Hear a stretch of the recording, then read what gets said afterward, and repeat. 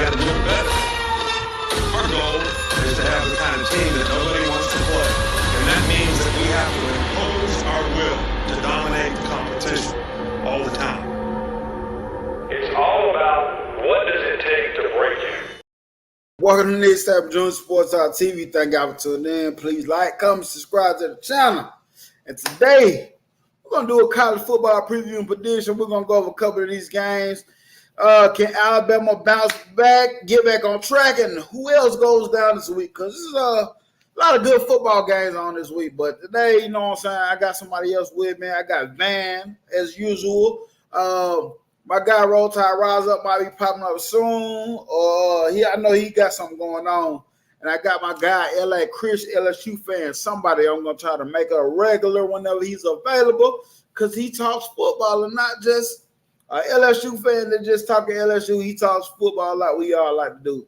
But before I get this thing started, I got to bring my guy Van in. And y'all already know what's up with him. Alabama is back as the champion. Oh, a catch.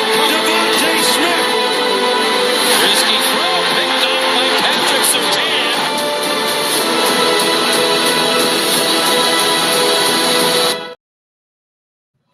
What's going on, Van? Go ahead. Man, I'm over the game now. Yeah. I promise. I've let it go. Better team won. They out physically. Let's move on to South Carolina. How you been? Hey, I'm good, man. Hey, I'm like you, man. Hey, you gotta want it for yourself. I gonna want it for you all I want to, but you gotta want it for yourself. Hey, let's move on. That. Gamecocks, here we come. Let's go. But before we moving forward, we're gonna bring my man LA Chris in this thing. My guy, my brother, my LSU dog. What's going on? Man, once I figure out how to put that little introduction on my shit, I'm gonna put that clip on that famous clip on Facebook. A LSU fan just stuck his finger in my Hey, I remember that. I remember Boosie Rat in that video. Boosie said, man, that dude's LSU fan. You know how Boosie be carrying on. He's like, that dude's terrible, boy. Yeah, that's gonna be it. Once I figure out how to do that, that's gonna be my intro. Hey man, I'm glad y'all tuned in. I got 5 in the chat. All y'all hit the like button. And my guy Tom Reed,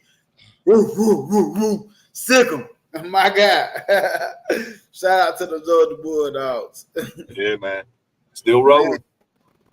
So man, this week, man, we got some good kind of football game. Oregon, Ohio State, LSU, Ole Miss, South Carolina. Got there Alabama. Let's talk about that Red River Rivalry, man. That's gonna be. Hey, SEC just got one of the best college football rivals in the SEC. So man, listen, that game alone just made the SEC even much more better, man. I agree wholeheartedly, man. Like the more you can add like programs like that with good traditions and get both teams in there at the same time, man, that's awesome, dude. And Texas A&M playing for the first time in a minute too. That's a big deal. And Texas A&M looking around the corner right now. They're getting better every week, and they're looking at big bad Texas, and they're thinking, hey, we're ready to try to put in some work with you. Do they look like possibly a playoff contender? Possibly, maybe. It's early to say, but man, they look good. They look solid. They're playing fundamental football right now. Hey, I wouldn't rule them out. Mike Elko, bro, he's got that team. He's got them playing discipline. Hey, it's almost like a nostalgic, a nostalgic sense of that Texas A&M team that we are. That grit.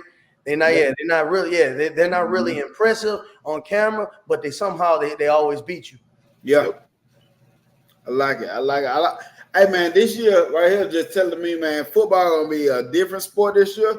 But regardless how all of our teams turn out, hey, for a college football fan, college football head, this just gonna be exciting, bro. It's gonna be exciting. And this is the first season where I can and definitely say that the SEC is wide open, bro. I really don't see who's dominating. I really can't say who's going to win the SEC championship. I mean, we got the known Texas, Georgia, and Alabama, the prime suspects. But who can indefinitely say? I mean, we all seen Goliath got slayed, no pun intended. Yeah. I was rooting for y'all, but man, it's crazy, bro. Hey. It happens. Territory. I mean, I think there's a lot more parity in college football now. Like the level field, the playing field starting to level out just a little bit, and it comes with the territory. You got to respect what they did to us, man. They pushed us around. They didn't beat us with fluky stuff and trick plays. They came in and played big boy football, and they smacked us around. Yeah, I can't hate on them for that. I mean, we got to toughen up, get more physical. Clark did said he was here to stay in the SEC. So, I mean, yeah. Hey, dude, what's the Vandy quarterback's name? I can't remember his name. Johnny Manziel. That's what he looked like. No. I can't remember his name, but, dude, he owns the state of Alabama. He beat Auburn last year when he's at New Mexico State. He beats Alabama at Vandy this year, man. He owns us right now. And then he made a post basically putting out his number for NIL requirements. He said his dream NIL things are like Nike, Porsche, and some other guys. And you know what? When I seen that, I said, man, I hope this come through for the kid, bro. I do too, man. I'm rooting for the guy. He's got nuts, straight up. He's got nuts. He didn't talk too much stuff, but he had confidence in himself, man. You can't hate on him for that. Yeah. Hey, so before we move on, I want all y'all take on this. He said, here's the question. After Malachi Moore, after Malachi acted like he did as a captain, has the board lost the team? Saban wouldn't have put up with refusal to come off the field. Would love to hear the tape. Start with you, Van. I'm gonna be honest. At first, man, I was livid. I was pissed off about it because playing where he plays at, George Teague would have never acted like that. Antonio Langham would have never acted like that. So many great Alabama DBs have come through the years. They didn't act like that.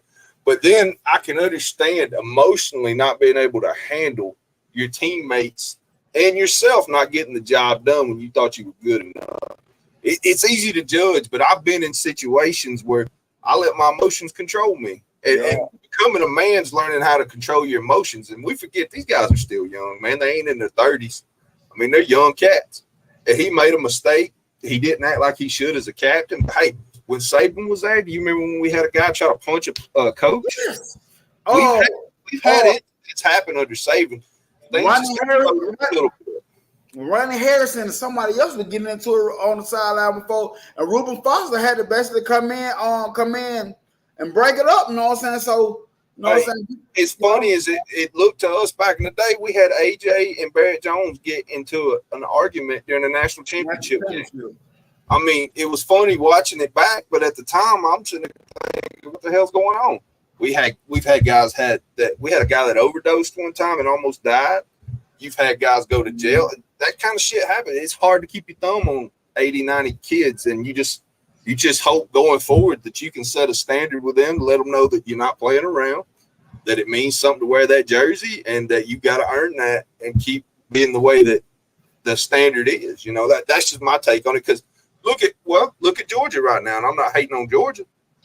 We're seeing arrests coming every 2 to 3 days out of Georgia's program right now. I can't put all that on Kirby. He can't be with them 24 hours a day. And I know this happened on the field, and I'm sure he had to do a little extra work. I'm sure he had to go out. He got punished some way or another. Ain't no way the coach just let it go. Yeah. He's a young man, and I think he can grow from it. That's really the worst thing we've ever had out of him. So I'm not throwing him under the bus just yet. Yeah. What's your thought, Chris? All right. When I initially saw it, I mean, from the optics, it does look bad. But you got to think, man, he's a kid. At the end of the day, in the grand scheme of things, he's a kid. Football is an emotional sport. He's very passionate. It's not like he's playing with these other phenomena. It's just, to me, to be honest with you, it's him and a bunch of freshmen in the fucking backfield. He has so much. Malachi Moore has so much on him. Yes. When they spread y'all out and they was just following the little small ancillary details, jet sweeps, he's the only one coming in, crashing in, keying in, helping the nickel, like filling in the nickel spot. He has so much responsibility on him. He's the leader of the back. So I mean, I do give him a pass. I don't think it's a cultural problem. I just think people have to understand the nuance of college football. Everything is like people like your roster is constantly changing. You went from a guy, Malachi Moore. He was supposed to have Caleb Downs back there with him and a couple more veterans back there. He doesn't have that anymore. He don't. So he's the last of the 300. So I mean, yes, from the optics, it did look bad, but I look like that's a guy that I want to play with because he's a dog. Yeah, I want to go on the battlefield and die with him. Like he actually showed that he cared. I mean, and, all right, he's immature. I've seen on Paul Feinbaum, they call this guy if you let the prisoners run the jail, you're gonna become a part of the asylum. I just thought it was a bit. Man, he's a kid. Reprimand him behind closed doors, and that's it. Let's move forward, man. Whoa. So, Chris, when did you start actually really growing up as a man? Start realize I need to grow up as a man and start making real manly decisions. How old were you? Dude, that's a repetitive question. Every day I take these certain steps in life to grow. Like I'm not done. Life is an experience, dog. This shit is a bicycle. I'm constantly learning, bro. I'm still trying to gravitate and understand, and conceptualize different things that I come across. But the age of maturity, I probably start having more control on my emotions when I got in my 20s. I mean, I don't think this guy, he's like 19, 20. I mean, I think he's older than that. Yeah, I mean, yeah. But it's low 20s, though. Yeah, I was in my mid to late 20s when I started really understanding. And you got to think, like I said, he plays a very skilled position. And, he's the last of his kind back there. I mean, no, we didn't see Mika Fitzpatrick, Landon Collins, all the that came back there from that y'all had. But you got to think, bro. What's up, Just David? Bro, I mean, what did you want to do? Oh, hey, just be happy. Now, I would have had a problem if they were. I would have had a big problem if their ass was over there laughing, dapping it up. No, y'all just got y'all ass carved up by Vandy, dog. What the fuck are we doing? Yeah, so it's a double-edged sword. 1 minute I hated it, but I love to see that passion from him. I mean, it's a very unfortunate situation, but it's fortunate that it happened. So, what about you? What's up, Ryan? Go ahead. Looking back at it too, it was the guys that was half-assing it the third and the fourth quarter. It looked like they'd already give up that I really got the issue with. Like, do you know what kind of gift it is to get to play at an Alabama, at an LSU, at a Georgia, at a Tennessee? That's a gift, man. I mean, your athletic ability, your God-given talent and your hard work got you to a point, but it is still a gift to get to play football for NIL money, for, room and board and stuff like that. It's still a gift because, a lot of us didn't necessarily have that. And we had to go into the workforce at 18 years old. That's just how it was. Some of us working younger than that. And so, I expect people to have emotional outbursts sometimes. Nobody's perfect, man. There ain't no line of work in the world where you ain't seen somebody go. People have emotional charges. It's part of being a man. You're not perfect. What L.A. Chris said was perfect to me. You should strive to be better every day. If I look back 10 years from now and I'm the same person I am at 35, I failed myself. That means I've learned nothing. So you got to strive to do better. You can't throw a guy away for one bad day. You just can't. That's fact. I agree with both of y'all, man. I like them takes. I love them takes. Now, what about if he go catch a pick six in the SEC championship game and run it all the way back? Yeah, it's just, and then the world is back at his feet. I just don't understand that shit. Yeah, he's also the kid I've seen signing autographs for guys 2 hours after practice before at A-Day and stuff like that. Like, he's not a bad dude. He just made a mistake. Word to Drake, they scream your failures and whisper your accomplishments, man. Boy, that's true. Bars, facts. Yo, I like that. So, we're gonna start off with this: South Carolina versus Alabama. Alabama just coming off a loss, heartbreaking loss. But hey, it's time to move on. Time to see what his defense stands. Time to see if Kane Womack is going to back it up, how he come back and improve. Can we see Elijah Pritchard get better? You know what I'm saying? Get better this game. So many things, man. So many things that we want to see. And I'm excited for this game. If we win this game, do I think this is a we back type game? No, I don't. Because in the end, South Carolina's a pretty good team in my opinion, but I don't think it's that type of South Carolina where we can be beating on our chest and be like, yeah, we back. So, Ben, I'm going to start with you on this one. Well, take that back. My bad. Sorry. Gang no, you good. 12 o'clock, early game. What's the ABC/ESPN Plus? I guess ESPN Plus maybe. We favored by 90% in this game. South Carolina has 9.1%. Does that mean anything? No, because I'm pretty sure Vanderbilt didn't have a chance in hell to win either. Man, I want to start with you on this thing. How you see this thing going, bro? Well, I'm gonna keep it a buck. My confidence in them ain't very high right now coming off that last game defensively. There's enough blame to go around, but the offense did score on 5 out of 9 possessions. And I'm sorry, I feel like a team of Alabama's caliber, when you score 35, the defense should be able to win you the ball game.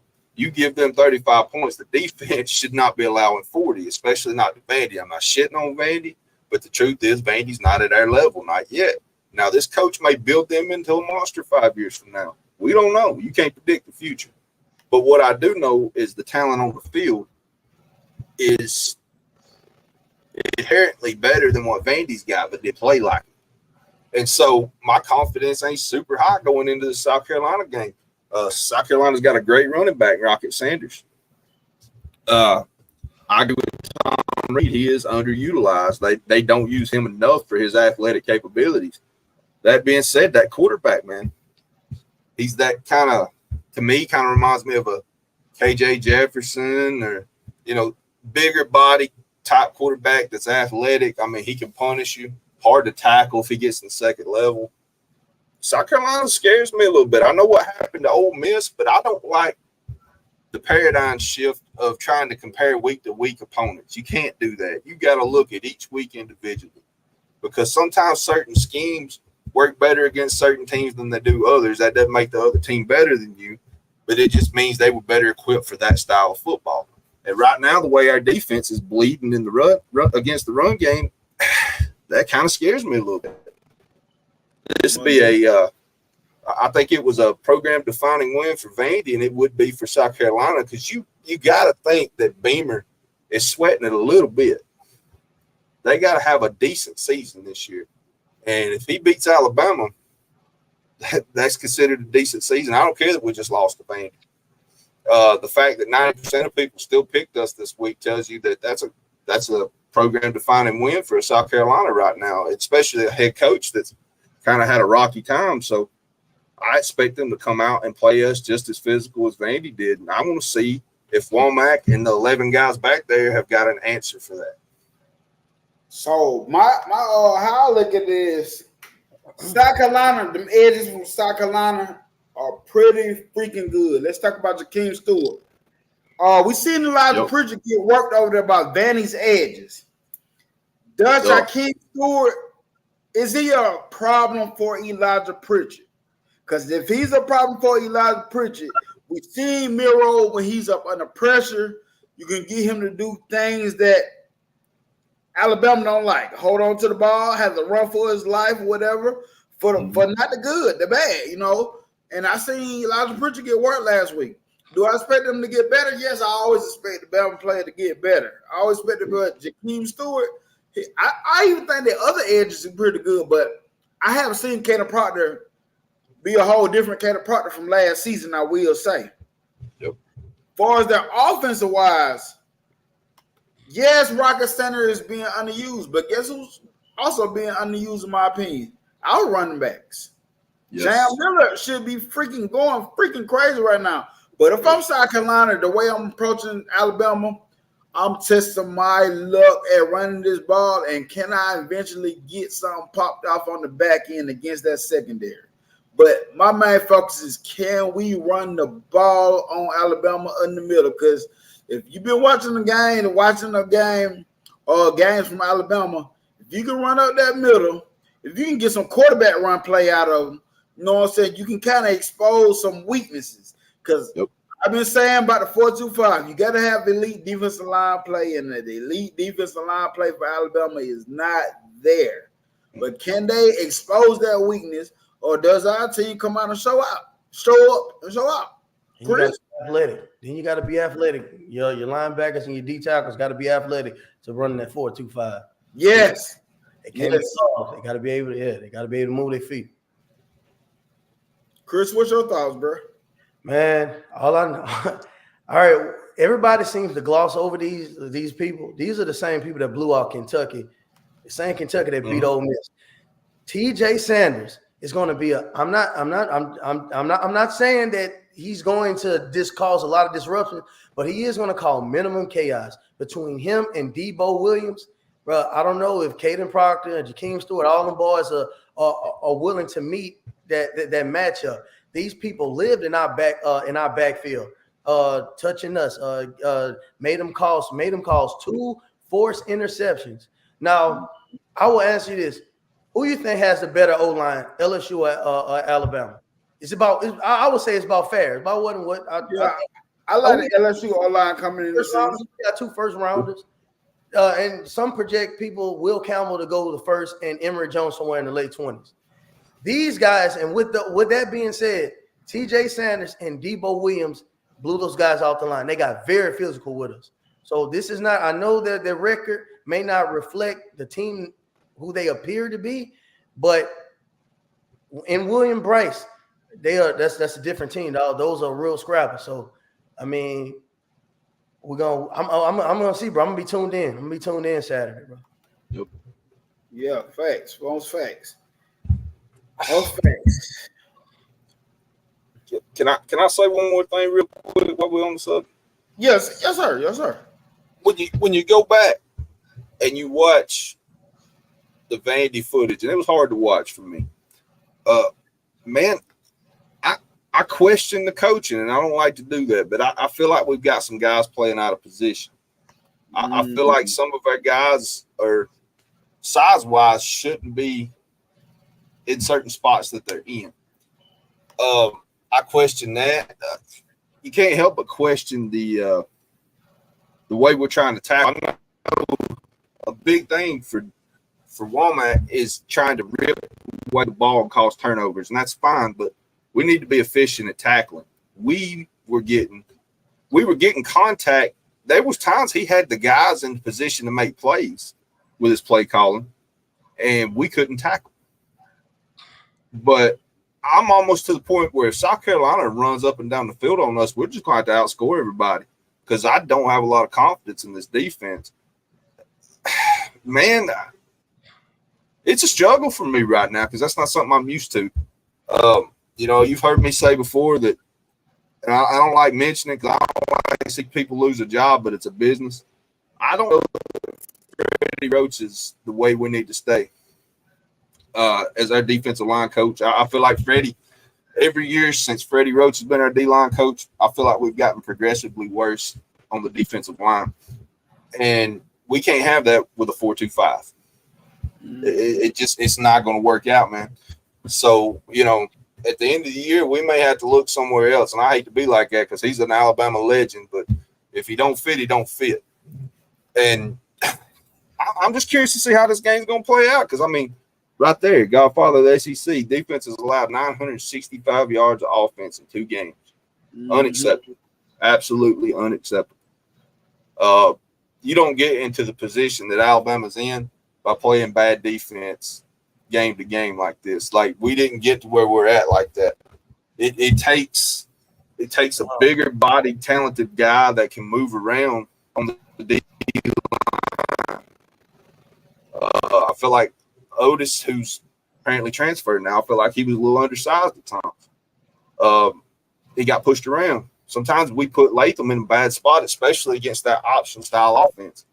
He was allowed to play off edge a little bit, but he was ineffective because they don't block that side. Yeah. And that zone blocking they did is not a foreign concept. It's not just something you do running the option. It's used in a lot of different styles of offense, and it's giving us trouble. People are attacking the middle on us, and we got no answer for it.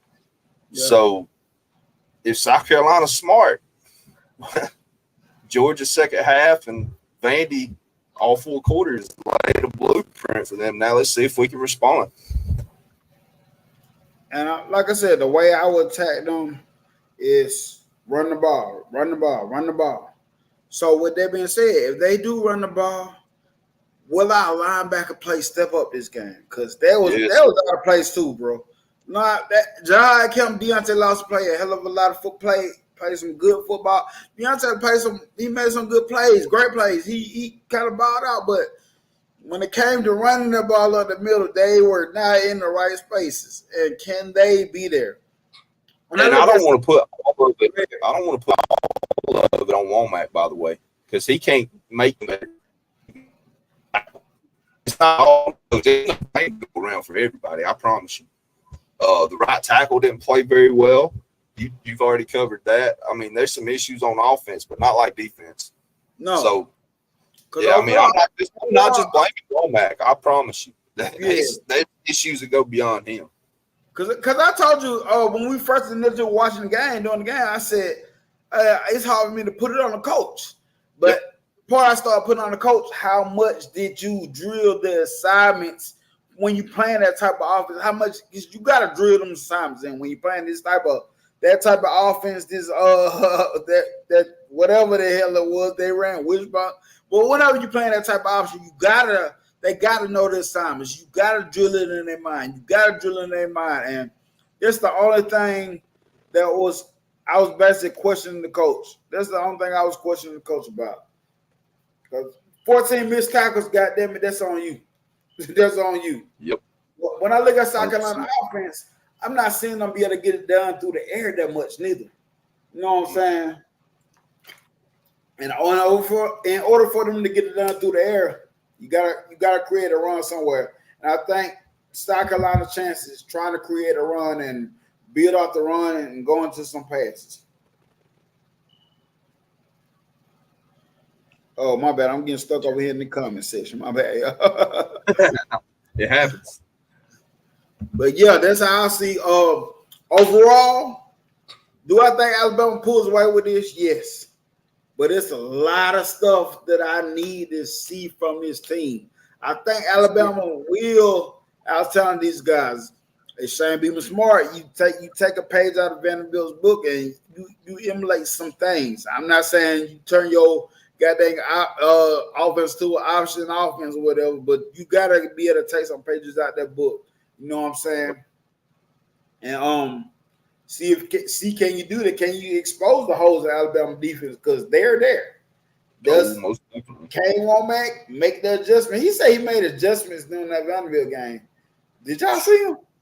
I think he made more adjustments in the first half than the second half, just looking back at it. And they weren't a ton of changes there.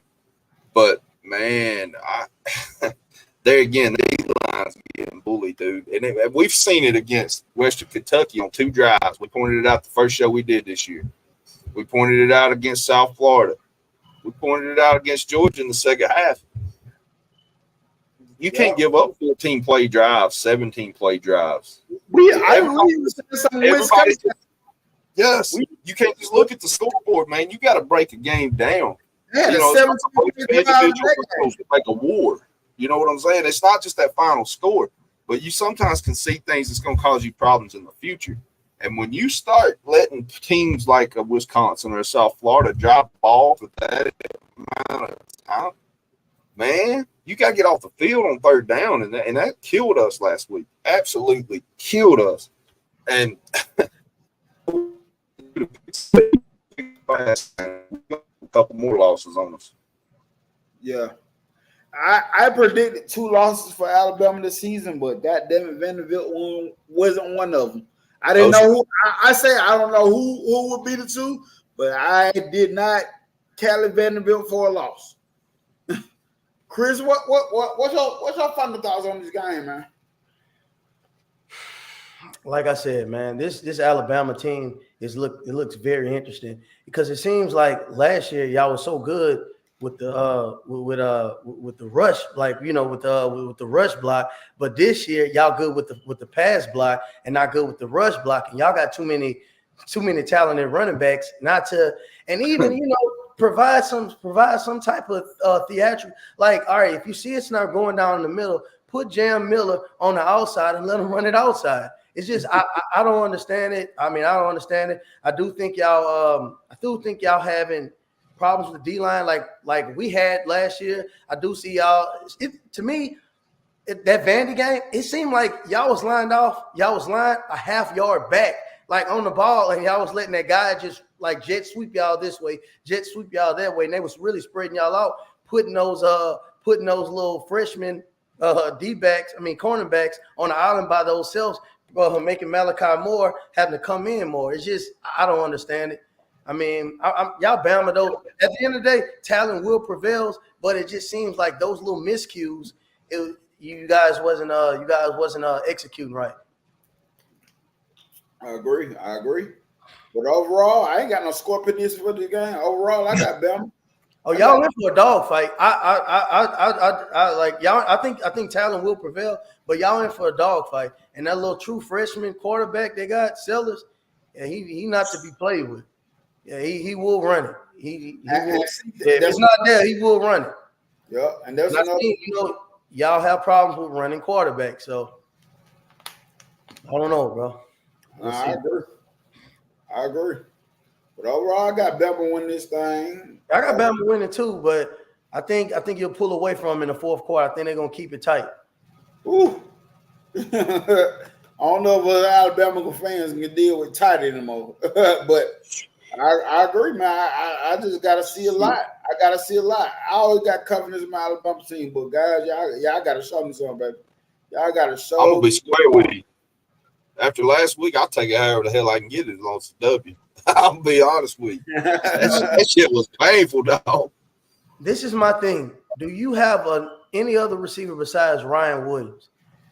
I swear to you. I told Nick Saban. It's to the point where Milroe is forcing it to him, and he's starting to get triple coverage. And the other guys, I mean, I'm trying to figure out. And I do feel like Kendrick Law needs to. They need to have a better game plan for him or something. See if they can put him in as on gadget plays to get. He needs to the ball more. But I don't know, man. Dude, I've been telling Nick Saban Jr. I was like, the offensive coordinator and Milroe, whatever both of them are making, they should pay Ryan Williams half their salaries because he's bailed both of them out all year long, man. He's been our offense at times. Not with just Milroe, Carson Beck. He doesn't have anybody either. He's forcing it to love him. Nobody has. It's crazy, man. It is wild, man. I don't understand it. You got all them weapons out there, and you choose not to utilize them. What? Something's up here. I don't get it. Hey, I agree, Eric D. Kendrick Law. Hey, like Chris just said, it needs to be more of a focal point. You got to make this. I seen this dude play in person. I seen this dude play in high school. I was mad when he left the state of Louisiana to come to y'all. Like, bro, like I seen this dude. I know how good he is. It's just like the fact when like he's like a sub speedster. He's the equivalent to our Aaron Anderson. Like just imagine if you got Aaron Anderson on y'all squad. It's just I don't know, man. That's crazy. So overall, I guess all of us got Bama, but we're moving on. Ole Miss versus LSU. What is game gonna be at? What is game at? They gotta come see us. He said they gotta come see us. They gotta come see us. We on for the last time. So man, I'm gonna let you part this thing up, man. You can start this thing out, Chris. What's up with this game, man? Listen, bro, this game. So you already know. Ole Miss is a pain in our ass, it's a thorn in our ass down here. We hate them. We can't stand them. We despise them. That's our real rivalry. It's the Magnolia Bowl. So yeah, it's a lot of parity in this game, and it's a lot of it's a bunch of Louisiana guys versus a bunch of other Louisiana guys on this game. Because Ole Miss, Mississippi, they can't recruit nobody in Mississippi. All the good players in Mississippi go to Alabama. So I mean, but that's either here or there. But no. To be honest with you though, bro, Mississippi's Ole Miss does scare me. Walter Nolan scares me. You understand? The number one D tackle, D lineman in America for causing chaos. Trey Amos, he gets real active.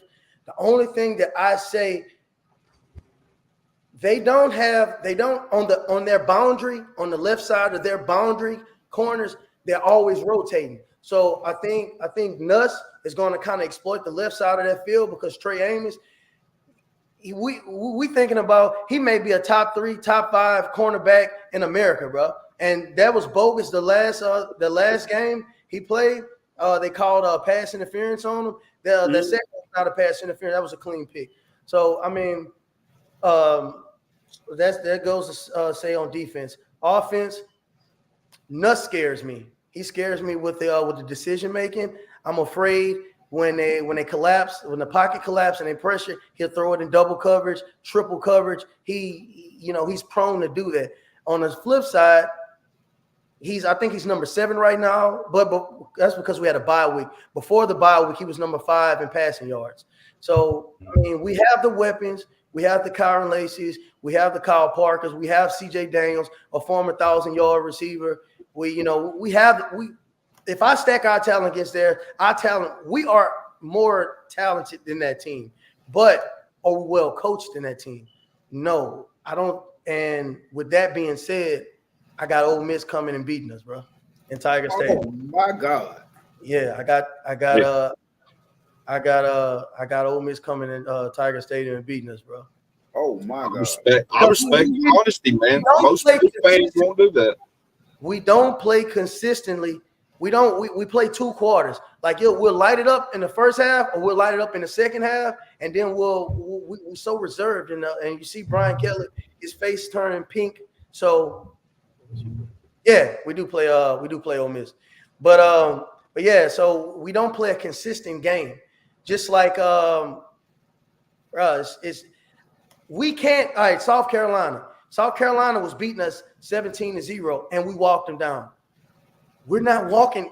So you're going from South Carolina, who doesn't have offense, versus Ole Miss, who have one of the most phenomenal premier offenses in the NCAA. We can't get down 17 zip and think we're going to come. It's going to be 31 to zip going in the second half. So we got to come out there. We got to play our game. And Nussmeier, he's our weapon. Even though I think he's a bit inconsistent, his decision making, his lackluster to run and to make his reads. I think what Joe Sloan is doing is scripting the offense. I don't think we have a lot of handcuffs on him in the background, but I want to see Nuss come game. This is a program game. This is our program versus this program. This game is going to tell what identity we are. So. I don't know, man. I'm skeptical. I think we're gonna lose. Ooh, man, you want to go after that, man? First of all, I want to say I respect the fact that the guy's an LSU fan.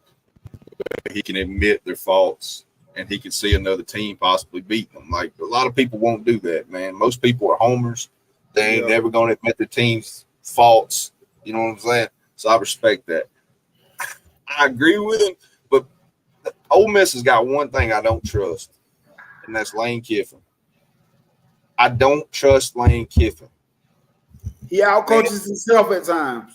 He does, man. He outthinks things. I think he thinks he's smarter than everybody on the field sometimes, and I think it bites him in the ass. I've often compared him.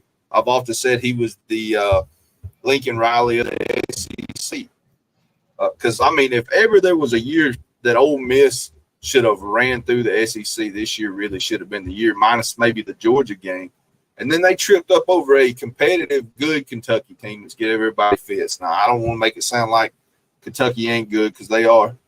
But this SEC's wide open, but I think LSU's right there in the mix with Ole Miss, just like Alabama, just like Georgia. There's no clear-cut, defined winner. I know Texas undefeated right now, but they're going to have to beat somebody first.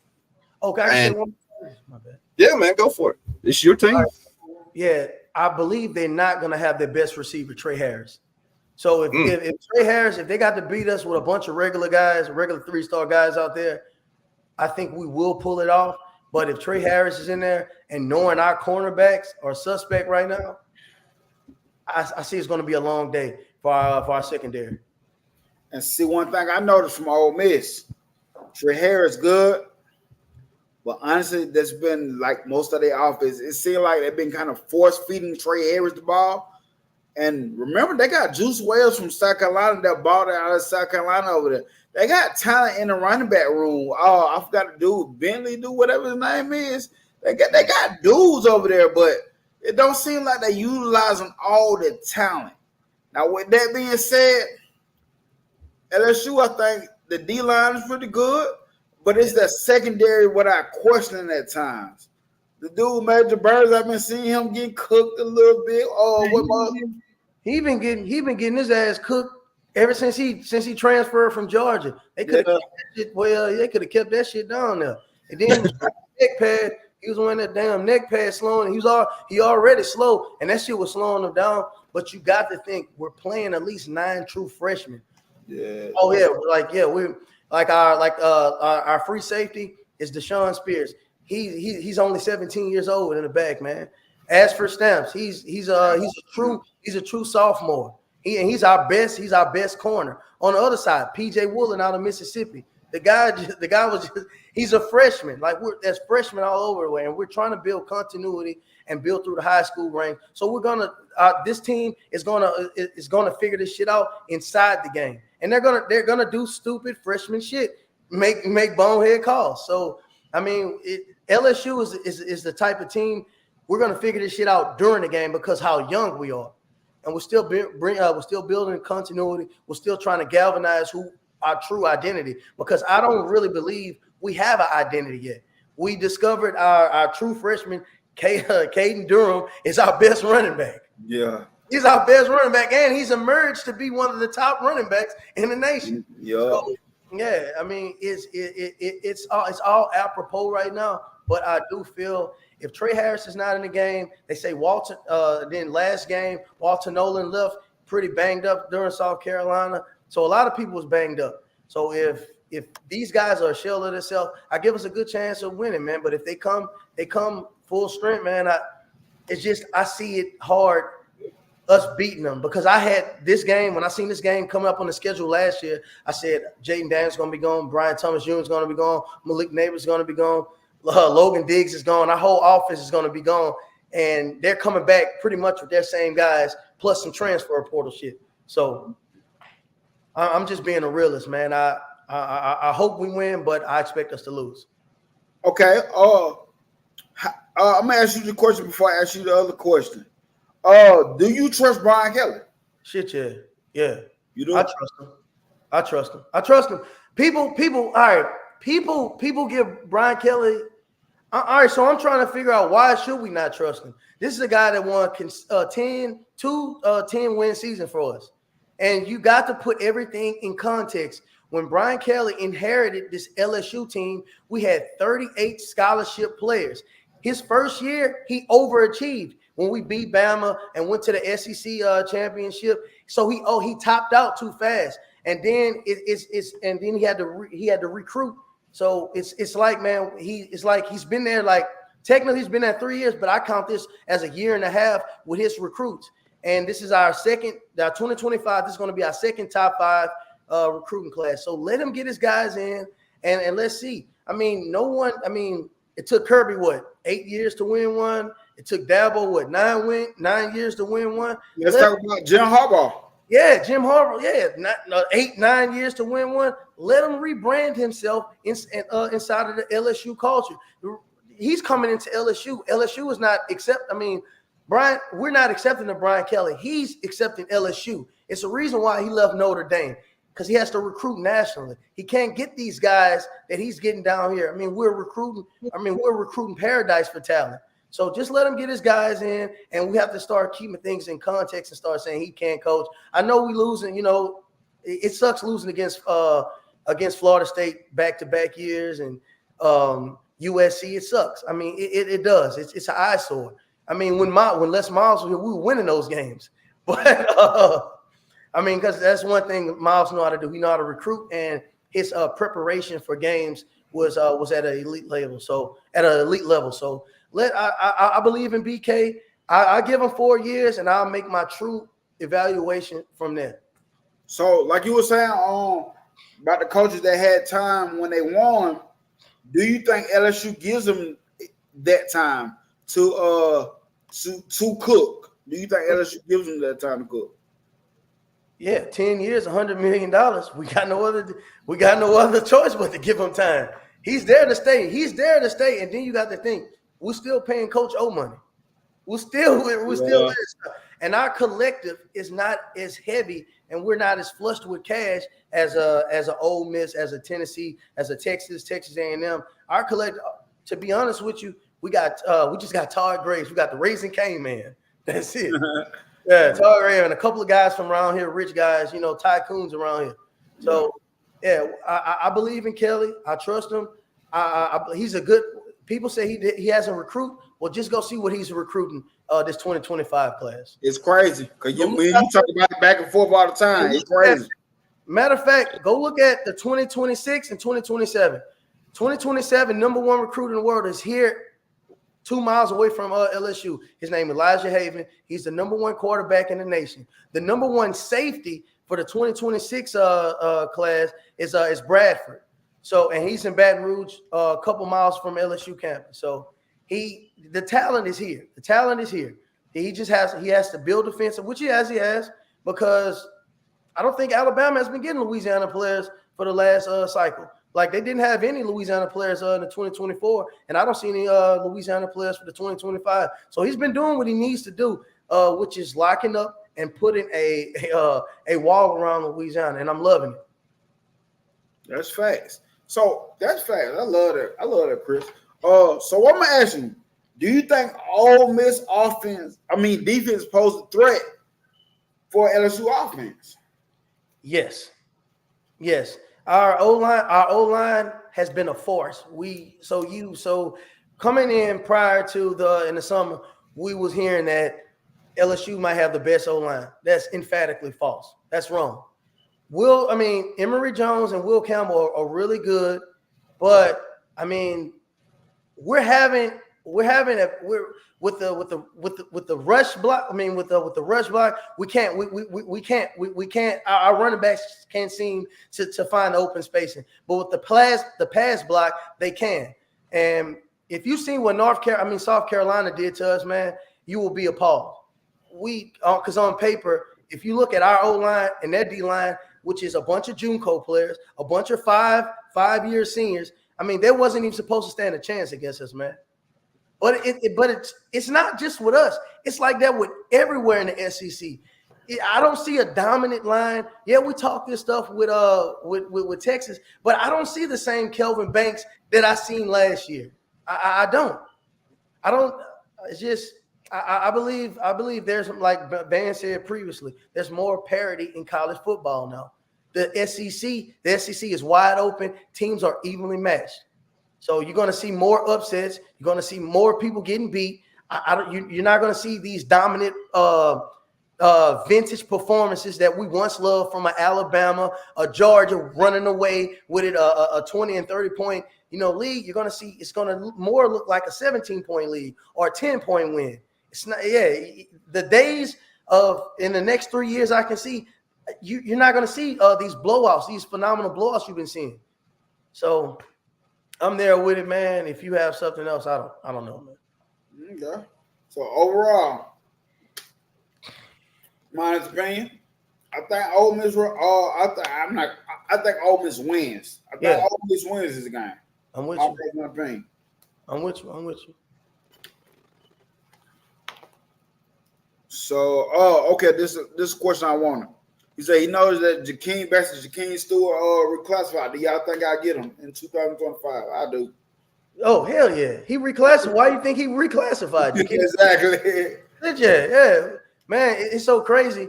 When he came into Tiger Stadium, for the UCLA game, they had the King is home, and so and which he's coming from St. Aug's going to Edna Carr. He's coming here, man. He's a lock to come here. He's a lock to come here. I believe we get him. I'm 90% sure we get him, and I think we were allocated the crystal ball to get him. I mean, it will really confuse me if he goes to Oregon, Ohio State, or USC. But Oregon to pull that bag out of nowhere and have us jaw dropping like, what the world? What you want to go to Oregon for, man? Ain't nothing but. Same thing we said with Dakir Moore. What's that? We're like, come on, bro. Like, you ain't got nothing in Oregon, man. Bro. Vampires and meth heads. I mean, I don't. Oh, bro. Okay. Man, AD said NIL has leveled the playing field. It dang so look like it. Sure. We talked about it. And I don't think it's just NIL. The transfer portal.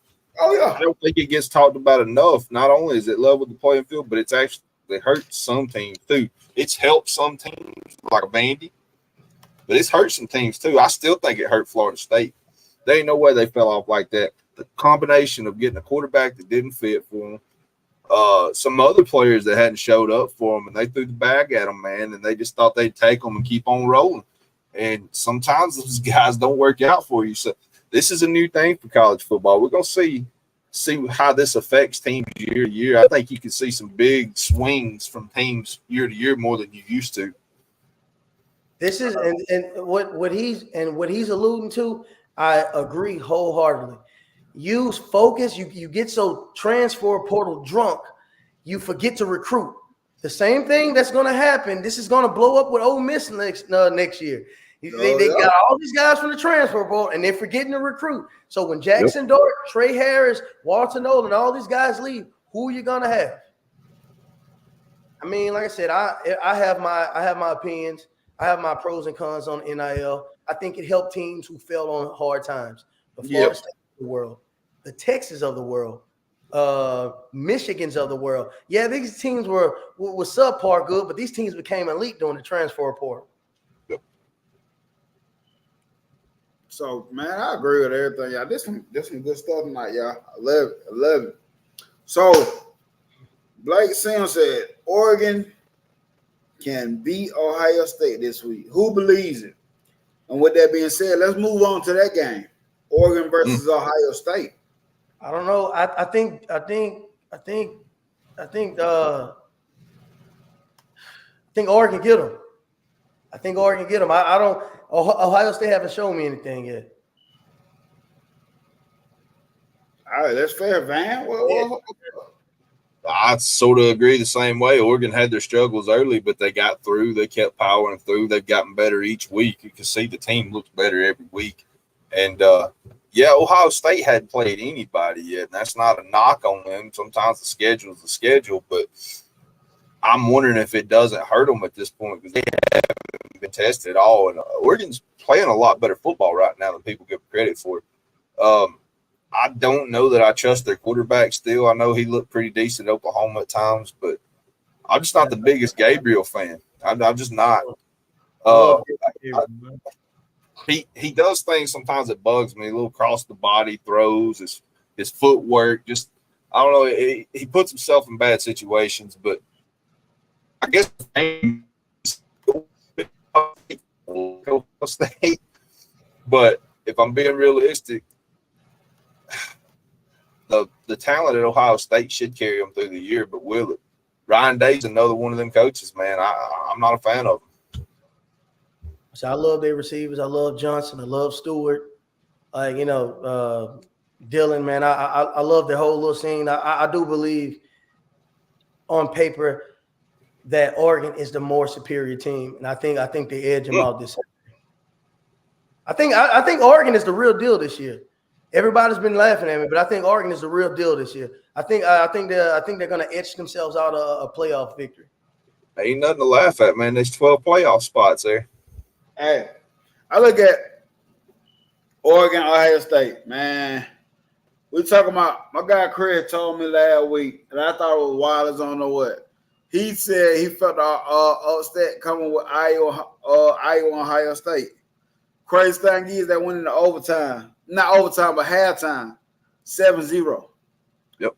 But with that being said, I think this Oregon team brings a way better brings a defense that can come with a way better offense than Iowa and make this a game.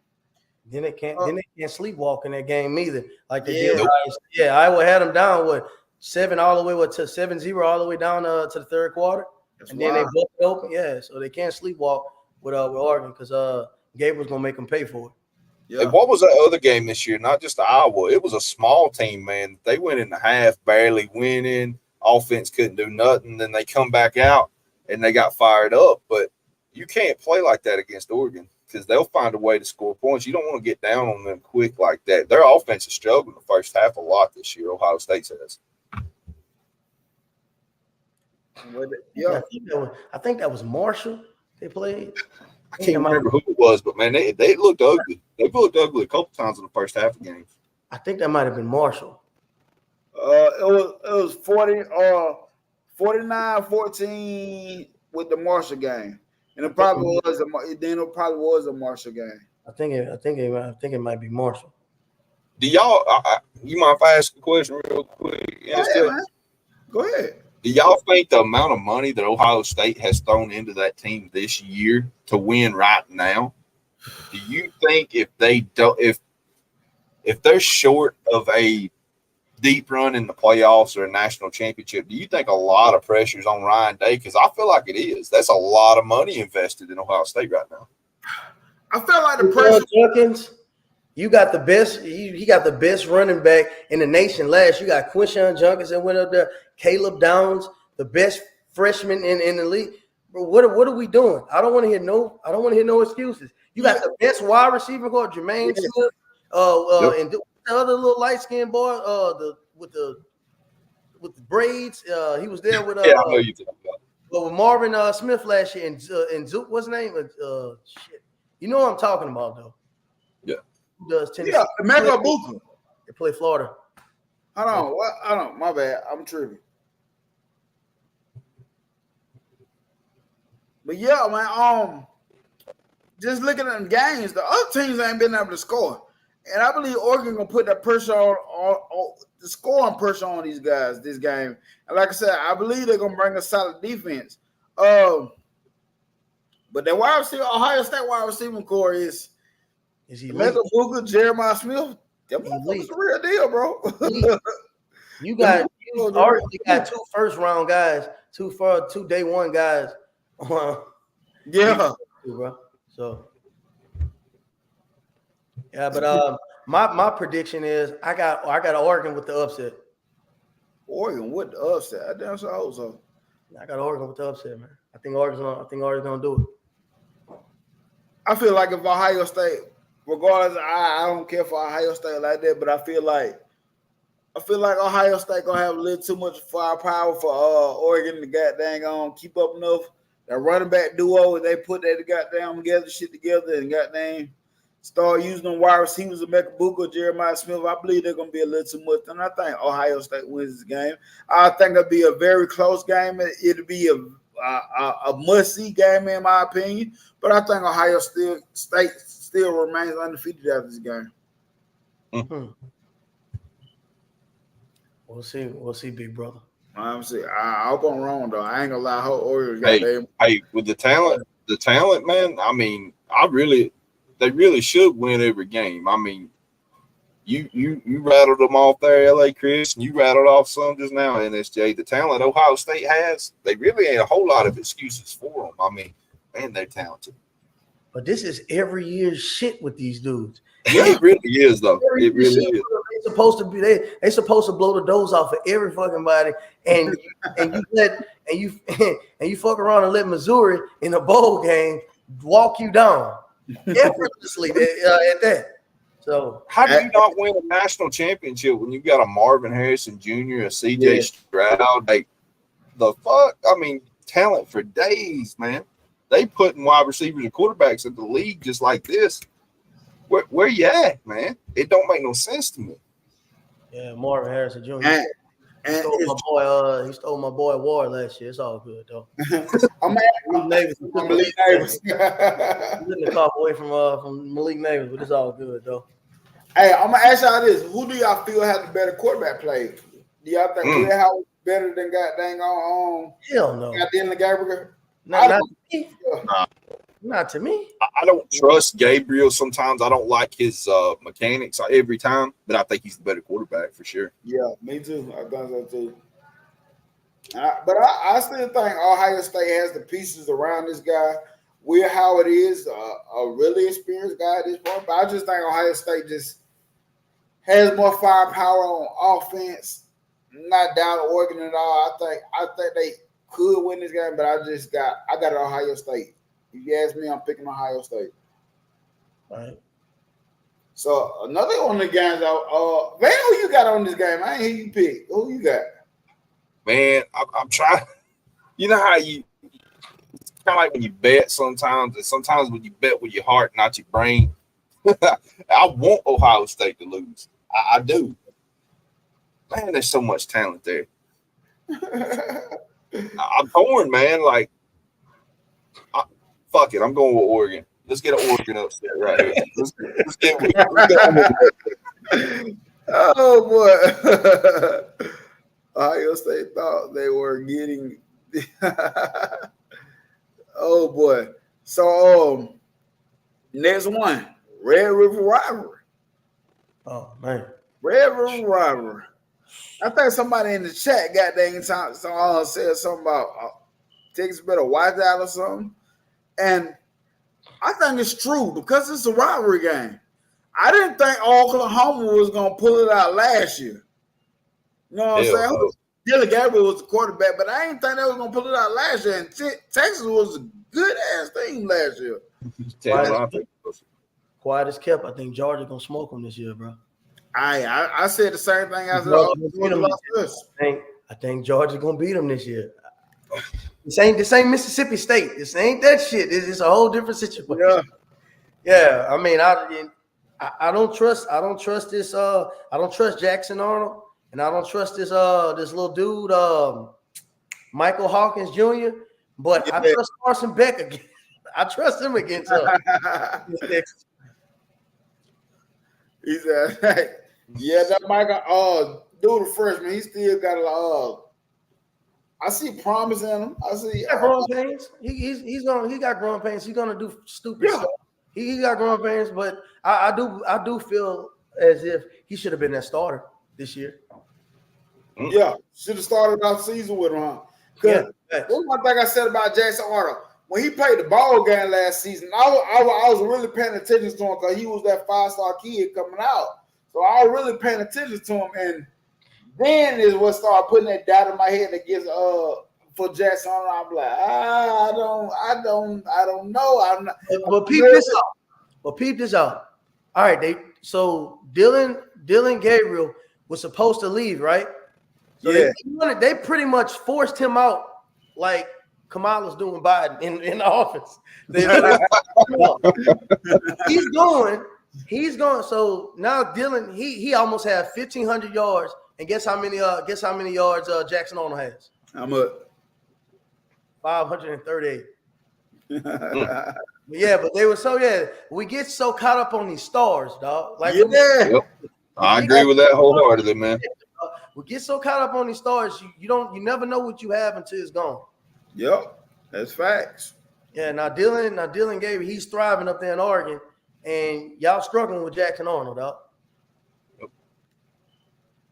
They pulled him. They pulled him during the big game. They got him out of office.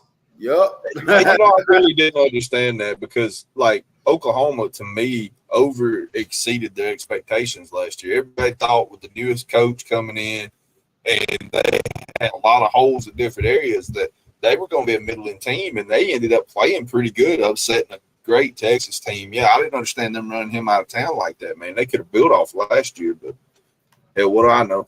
Always the next shiny thing, you know.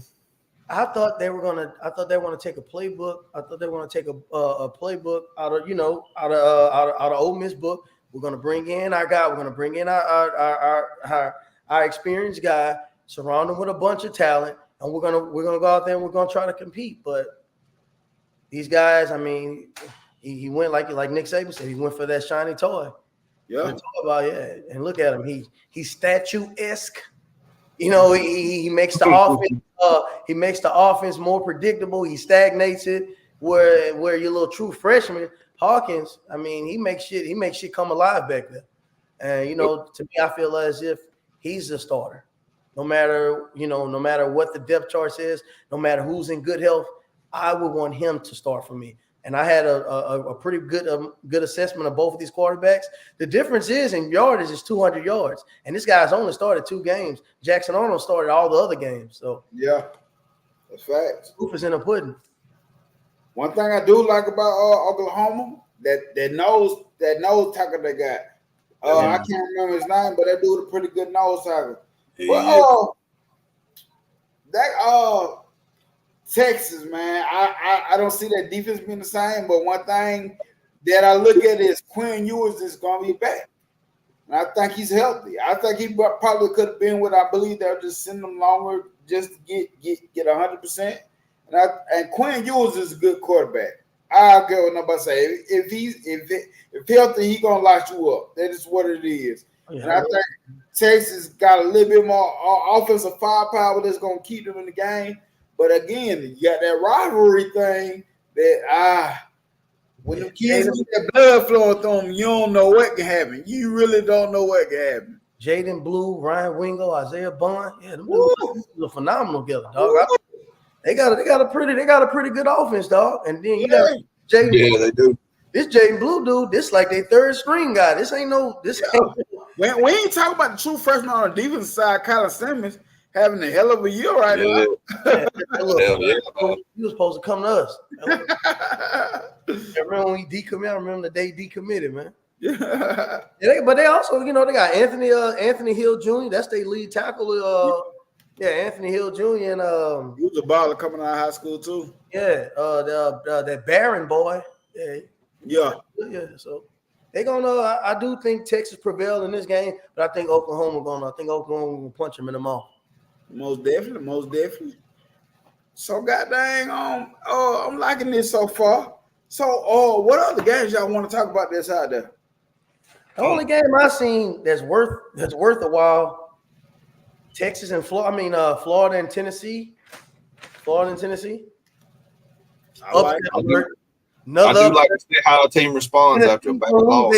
Second consecutive game. Book it. Can Billy Napier be working his way out the hot seat? Florida go up there and smash their ass in Neyland Stadium. Watch. Ooh. Get off the hot seat. That's the damn hot takes I like to hear right here now. Yes, sir. That's elite in Neyland this year. Back to back. It's gonna be back to back win. They beat them last year. They're gonna beat them this year again. Ooh. Young quarterback, Nico, young quarterback, pretty good, gonna be good, but we see the young flaws in the young quarterback. Yeah, everything that he's supposed to be advertised, I don't see it. Ooh. I just don't see it. I don't think he's a phenomenal. And you know what's so crazy? Like, I belong to this Facebook chat, SEC conference group. That was the guy he was the most electrical player that I thought that I was going to see this year. But he just has not produced the fruits of his labor. I think he was overhyped. And that money, I do think they need to take some of that shit back. They need to go get him here. That's crazy. Hey, I don't know if I asked you, Chris. Thursday, y'all trying to do a show where we just talk about random college high school, college, NFL, just random football talk. It don't matter. We can talk about recruiting. Yeah, we can talk recruiting, whatever pop up that y'all want to talk about. Yeah, the reason why I asked, because that was one of the things that I want to talk about Thursday. Could Billy Napier be working his way off the hot seat if they beat Tennessee? I think so. For sure. I think that could maybe buy him a year at least, and then you can see what he could pull in next year. But I mean, why not? Who you gonna hire right now, Florida? I mean, honestly, who you gonna hire right now? Ask yourself. That's Ask the only person I see of virtue is Lane Kiffin. Yeah. It's Lane Kiffin. Yeah. That's the only person I see, and I've been saying this since last year. So this is not like I'm echoing. I do remember you saying that too. I think I remember the show when you said it. But I'm gonna say this too: if Ole Miss loses to LSU, I think that further strengthens that, because that might take Ole Miss out of contention for the SEC this year. I think minus a run in the playoff, I think he'll leave go to Florida too. So, for And sure. And Rizzo said it before, and I had said it too, that I think regardless of what happened, if God dang on Florida call, he gone. I don't care what happened with Ole Miss this year. They could probably win the national championship, and he'd still go to Florida. With what's waiting for him, the talent that's waiting for him in Florida, he's going to get it. And that checkbook they're willing to write in Florida. Oh yeah. He's going to think about Lane keeping recruiting Florida, keeping the talent in Florida, what the Florida Gators could possibly come back to. Well, if Kirby stopped fucking taking all the talent, they got to stop Kirby. They have to stop Kirby, and they have to stop Ohio State, because between Ohio State and Kirby, they take all the. See, Florida doesn't have Florida best. Florida State doesn't have the Florida best. Miami doesn't have Florida best. Florida State doesn't have Florida best. It all goes to Michigan, Ohio State, and Kirby. All Florida good players goes to those three teams. I agree.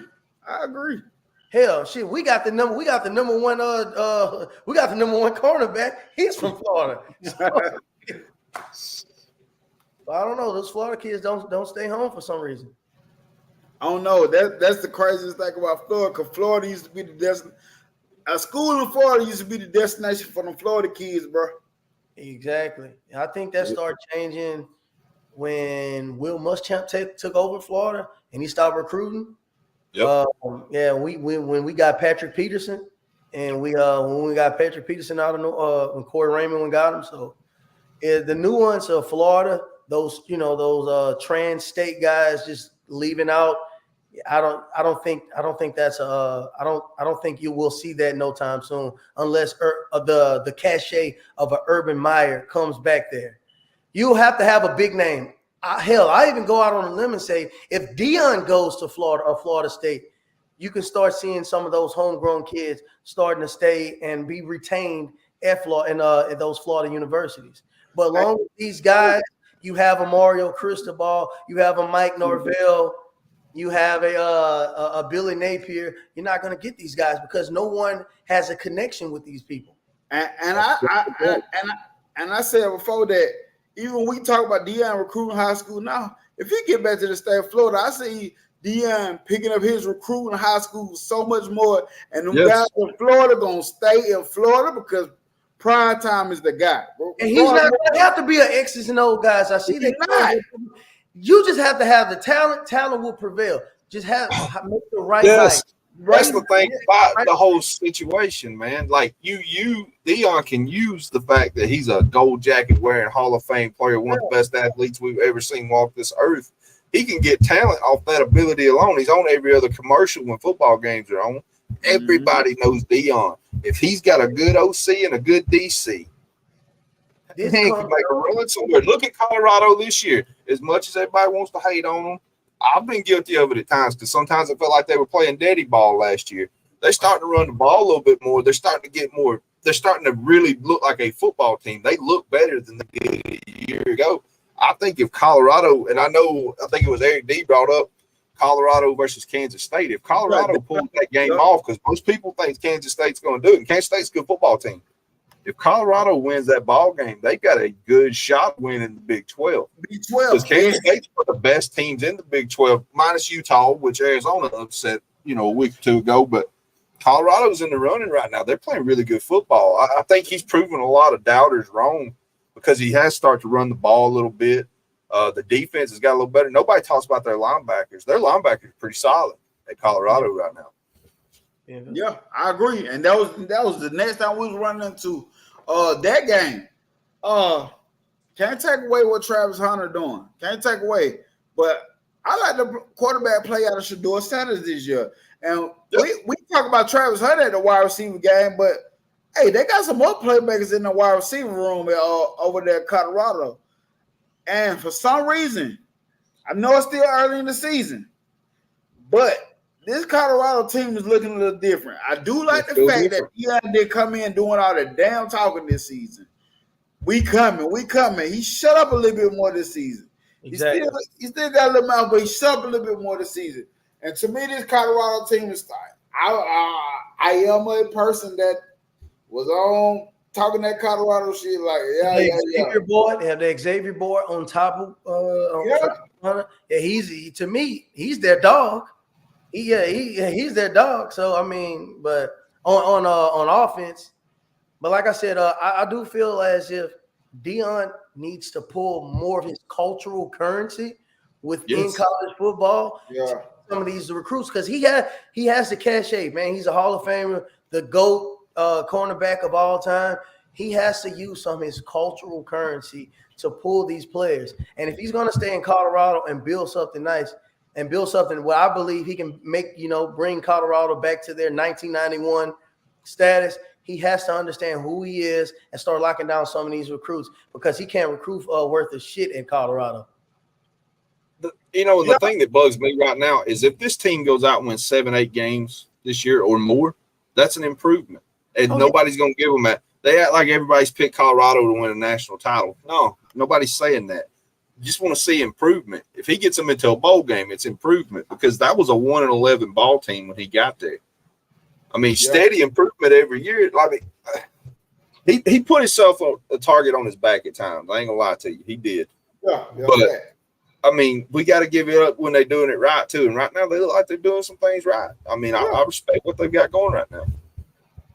Go ahead. My bad. Yeah, going down there, beating UCF in Florida. I mean, I didn't expect it. I looked the same. Gus Malzahn. I mean, I thought Gus was going to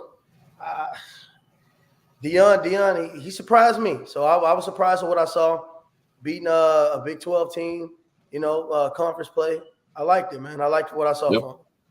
I agree. Yeah, appreciate you, Delmar Lane. Because last week, I really thought UCF was just gonna control the rock with KJ Jefferson, but me too. Hey, they got down Shedeur making them throws, baby. It wouldn't look good to me. Colorado got them out of their game plan so fast. Yeah, what they do on offense that they just couldn't play UCF type football. And they got them completely out of the game plan, man. It was brilliant. I really thought UCF would beat them up in that game. I was wrong. KJ Jefferson has been pissing me off this year.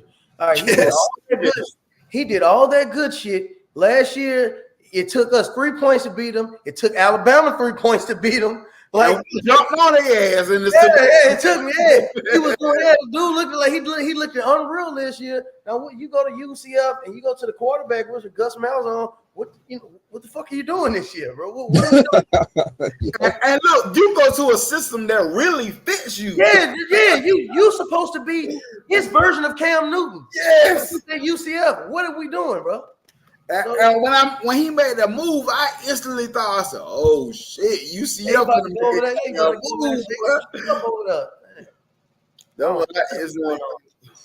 Hey, we was talking about can Billy Napier save his job with a win? Did Pittman save his job with a win last week? Oh, I think so. I really believe it. He's had Big Bad Bobby breathing over his neck all year. Everybody knew why they brought them in as OC. Well, here's the thing with that.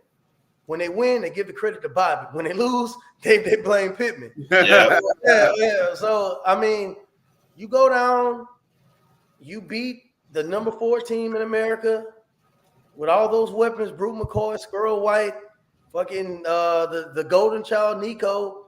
Yep. You beat him with I like that Taylor Green boy and a bunch and a bunch of little other ancillary ass little dudes that we never heard of before. So, and that's what kills me about Arkansas. Everybody made fun of Tennessee fans. Everybody made fun of Arkansas at times this year. Man, they really ain't been out of any ball game they've played. they've played everybody so close this year. And some of it's been bad coaching decisions, like the Oklahoma State game. I just really thought in the fourth quarter, Pittman made some bad decisions, but they've been in every ball game they've played this year. They've played everybody really tough. They've been playing tough. They've been playing really tough. A lot of people don't want to give them credit. They've been playing really tough. Hey, so what do y'all think about Missouri, bro? Like, I knew they were fraudulent, but did y'all see that? Like, did y'all honestly? I didn't think they'd take their ass whooping that bad. I thought Missouri. I thought that was going to be the game last week. Missouri started to come back and look somewhat like the team we thought they were. But I got to give a shout out to my boy KB. My boy KB been calling them a one-hit wonder ever since the season was over last season. The only thing that I thought that was going to save them is Brady Cook and Luther Burden. Because, you know, I still think Luther Burden is one of the more premier wide receivers. I thought he was going to insert himself and making himself as the best wide receiver in the SEC and the best wide receiver in college football. But to me, I think it's still Jermaine Smith is the best wide receiver. And in the SEC, I don't know, bro. You have this little guy at Alabama named Ryan Williams. Never heard of him. Yeah. You got Trey Harris. You got Luther Burden. We got Kyron Lacey at LSU. It's so hard to say who has a good receiver. So. Go ahead. No, I just really thought Luther Burden was going to separate himself from the pack and just show that he's the more the elite talent because he was good last year. He was immaculate. Well, my thing about Missouri this year, I realized that Brady Cook doesn't have his special ingredient. His special ingredient last season was Cody Schrader. Carter Schrader got there. He changed the dynamics of the game last season, bro. You really had to respect that run from that kid, and it just opened up that pass a lot more. To me, it looked like this year Theo Weiss has been a baller. Yeah, he's nice. He nice. Yeah.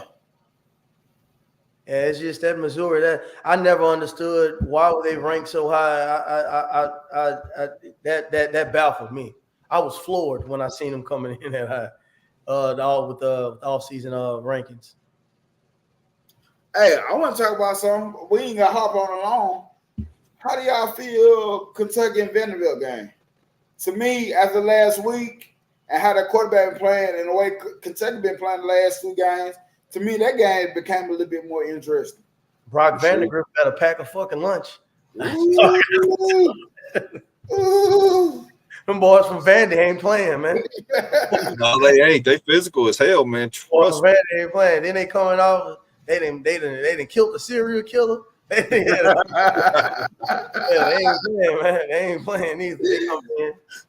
Hey, somebody got that. What KB was? He sent me a goddamn picture of. Whoa, hold on, man. Hold on. I'm sorry.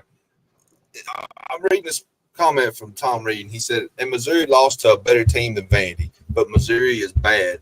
You guys make no damn sense. It's how they lost, man. Did you watch that game? Texas A&M whipped their ass for 4 straight quarters. Missouri had no answers. Dominated. Like, it wasn't like it was close, couple bad calls, a bad penalty. Nah, man. Texas A&M whipped them all over the field, dude. And I'm not sitting here saying Bama's great. We got a lot to prove, man. Yeah, we got a lot to prove. Like, I'm not saying we're world beaters. We just took a bad loss. But Missouri took a bad loss. Like, they got dominated. I was today about our score. The Vandy game, it was another fan base, but it was only about this. But I said, but to me, watching the game, that shit didn't look like no one score game. That shit, we was getting our ass whooped on defense all night long. That shit didn't look like that. Then kept us in the game. Missouri, they beat Vandy, but Vandy took them to double overtime, right? Who was his team? Georgia. All right, then. I think you're right. All right. I'm just saying. It's subjective. I don't have any. It is. Yeah, I don't have any back and forth. But I don't like comparing it like that either, though, because teams grow and get better from week to week. And hey, Missouri may ride the ship. I'm not saying that they're just done for it. But they looked bad last week, really bad. But we know they got the talent to get better. They got one of the best receivers in college football. I mean, they got some tools. Let's just see how they respond. Most definitely. Every team, these teams goes through so many ups and downs. I mean, Yes. Tennessee may learn from this loss. I'm saying Florida is going to beat Tennessee. Tennessee may go out there and blow the doors off of Florida. They might learn their lesson from this loss for Arkansas, and they're getting better and better. I just don't think Missouri is a good team this year. I think they're fucking horrible. Y'all see that comment? Texas versus Ole Miss SEC championship? Shit, no.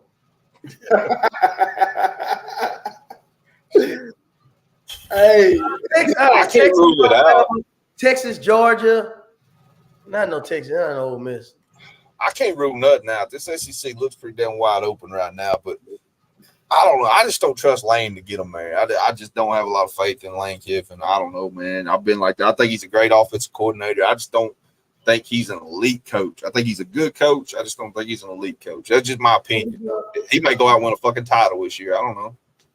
I think he's going to lose to Georgia. I think Ole Miss is going to lose to Georgia. So, I mean, I think so too. Losses right there. And I don't know if LSU is going to beat them. I can only suspect. I hope we beat them. So they lost to Kentucky. Subsequently, they lose to us, and then they go and lose against Georgia. That's three losses. Nope. I saw a lot of promise at the beginning of the year for Ole Miss, and now that I'm really seeing who they really are, it's starting to dwindle to me. I think they're weathering away. That mystique behind them, I think, is weathering away. Gotcha. I sort of agree with you. I've watched him his entire career as a head coach, college and NFL, man, and it's always kind of the same thing. Like a lot of smoke and mirror, and then people figure him out. Then it's on to the next spot. But I must admit, he has been coaching a little better this year. So yeah, he has. He's been coaching better since he's been at Ole Miss. I mean, he's been a different coach since he got there, for sure. But he also has better weapons versus when he was at USC too. So ain't no lie there. Better have way better weapons. This is another game I look at. Penn State versus USC. What's y'all thoughts on that one? I think Penn State gonna smoke their ass. USC, man, USC. I don't know. USC, they beat us. All right, they was all hyped. They was all enamored to beat us, and then they let Michigan whoop them. They let Minnesota. Yeah, it's just I don't know, man. I just don't believe in it.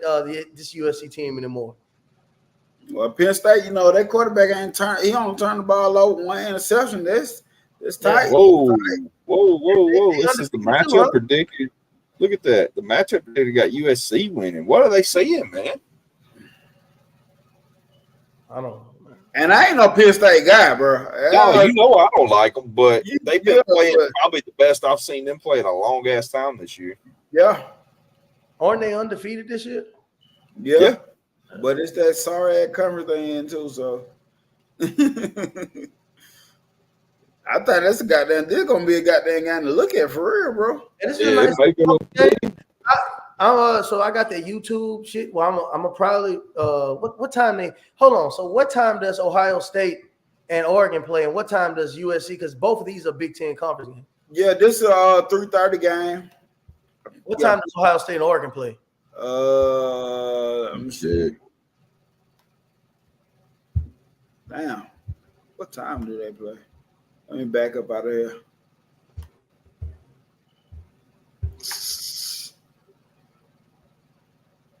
You look. Oregon. Where is it at? 7:30, I guess. 7:30. Oh, okay, all right, good. So I'll be able to catch both of them. There's gonna be some good football Saturday, man. They ain't playing. Let's talk about Memphis versus the goddamn USF. That shit gonna be goddamn for that coverage. That shit gonna be lit. It's gonna be a physical football game in the trenches. Yeah. Yeah, Memphis got a good team. Like Memphis had a good team last year, so. Yep. Yeah. Memphis could be one of them lower playoff spots too as well. Didn't you say your cousin coach Memphis? No, it's Kansas. Oh, Kansas. Okay. He the running back coach for Kansas. They've been so fucking disappointing to me this year. I've been cussing at Kansas like they Alabama. Right. I've been cussing at Kansas like they Alabama or something, bro. I'm gonna name a game real quick that I don't think anybody gives a shit about but me. But number 22 Pitt versus Cal. Hey, Pitt is good. Ballin'. Eli Host is playing lots out right now, but let's give some credit to Cal. I know they're what 3-2 right now.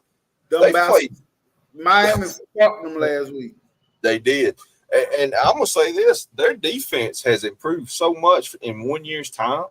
Man, I got to do more research on who their DC is because I think he's going to be a name to remember. I think he'll be a big-time guy in a couple of years because that Cal secondary was supposed to be one of the worst in the country. Their defense was supposed to be one of the worst in the country. Man, they've been giving everybody fits. I think he's doing a really good job, whoever that cat is. I'm interested in that game. I think that defense might challenge Pitt a little bit, but if Eli and them show out like they've been doing and they roll to 6-0, hey, let's see what Pitt can do the rest of the year because nobody had Pitt on their radar. No, I just feel so sorry for Pittsburgh, bro. They're never gonna keep a coach. They're coming to get he just got there. They're coming to get Eli Holy. They're never gonna have a coach, bro. Eli Ho's been balling this year. 15 touchdowns and 3 interceptions. I don't know who's going to get him, but he's. That goddamn Pitt ain't playing around for real though, man. Yeah, they undefeated too, huh? Yeah, I think so. Hold on. They should be 5-0. Yeah, they undefeated. Yeah. Shit. Do it then, Pitt. You know, they're kind of like Indiana right now. Everybody sleeps on Indiana, and I don't think Indiana's going to win a national championship right now. But, man, their offense is booming. Yeah, they are. Ain't nobody talking about this shit neither. And I like their coach. And Indiana manhandled UCLA, and we fucking had a dog fight with them. Oh, shit. They got that creepy. By the way, man. By the way, shout out to Waylon, man. I'm glad to hear you've been doing better. We've all been thinking about you, dude. Yes, sir. Glad to hear you doing better, brother. Let me ask y'all this: Who are y'all top 5 quarterbacks in the SEC? Oh shit! After last week, Johnny Manziel. No, I'm just playing. Shit. Oh, I don't know, man. Like to me, I'm gonna get a lot of hate for mine, but it is what it is. like it. To me, I still got Jalen Milroe up there. If you watch the Vanderbilt game, Milroe's still playing great, man. He's putting up crazy numbers this year. Quinn Ewers, when Quinn's in the game, he gets hurt a lot. I understand that. That man's won a lot of big games. He has won a lot of big games in his college career. He's been impressive to me. He's my number one. Despite the injuries. I thought you were going to say Peyton Thorne. Fuck no. he made me so motherfucking mad. He made me so motherfucking mad in Oklahoma, bro. I want to know you garbage motherfucker. And then we rooting for you. I done turned into an Auburn fan on the slick. Oh boy. Damn it. I ain't never turned into an Auburn fan. I ain't gonna lie to you. But I'm trying to think, dude. Like, I think Jackson Dart might be my third. I think Nico in the future is gonna be a great quarterback. He's just young right now. He's gonna figure it out. Carson Beck's good, but I don't like his deep ball. I know he got a bunch of them against us, but I just think crazy about his deep game. I think he's one of the more NFL ready quarterbacks, but I'm gonna put him at 5. All right, that's good. And mine basically Quinn Ewers, Jalen Milroe, got dang on Jackson Dart. Oh, there should have tossed it between Nuss and god dang on Carson Beck. I like Nuss. Yeah, I got a eclectic Bruh, y'all gonna hate me for this one. I still think it's Carson Beck. I still got Carson Beck at the top. I still got Quinn Ewers. I got Milroe. I got Jackson Dart, and I have Nuss at 5. Shit, that's a solid list, dude. Yeah. And honestly, looking back, I would take Nico off mine and put Nuss on mine because it's too early now. I'm looking at potential, not what he's doing right now. Yeah, I got Nuss. The only reason why I'm sorry. No, you good, bro. The only reason why I got Nuss because Nuss has 1,400 yards and he haven't even played a 5th game yet. So, and if he would have played another game, he's kind of been averaging right at 300 yards a game. So, I hate his decision making, but he can sling that motherfucker. He can't sling the pill around. And me personally, I feel like Nuss, to me, I think his quarterback play is getting kind of not. I ain't gonna say overlooked because they have him. I think as one of the top 10 quarterbacks in college.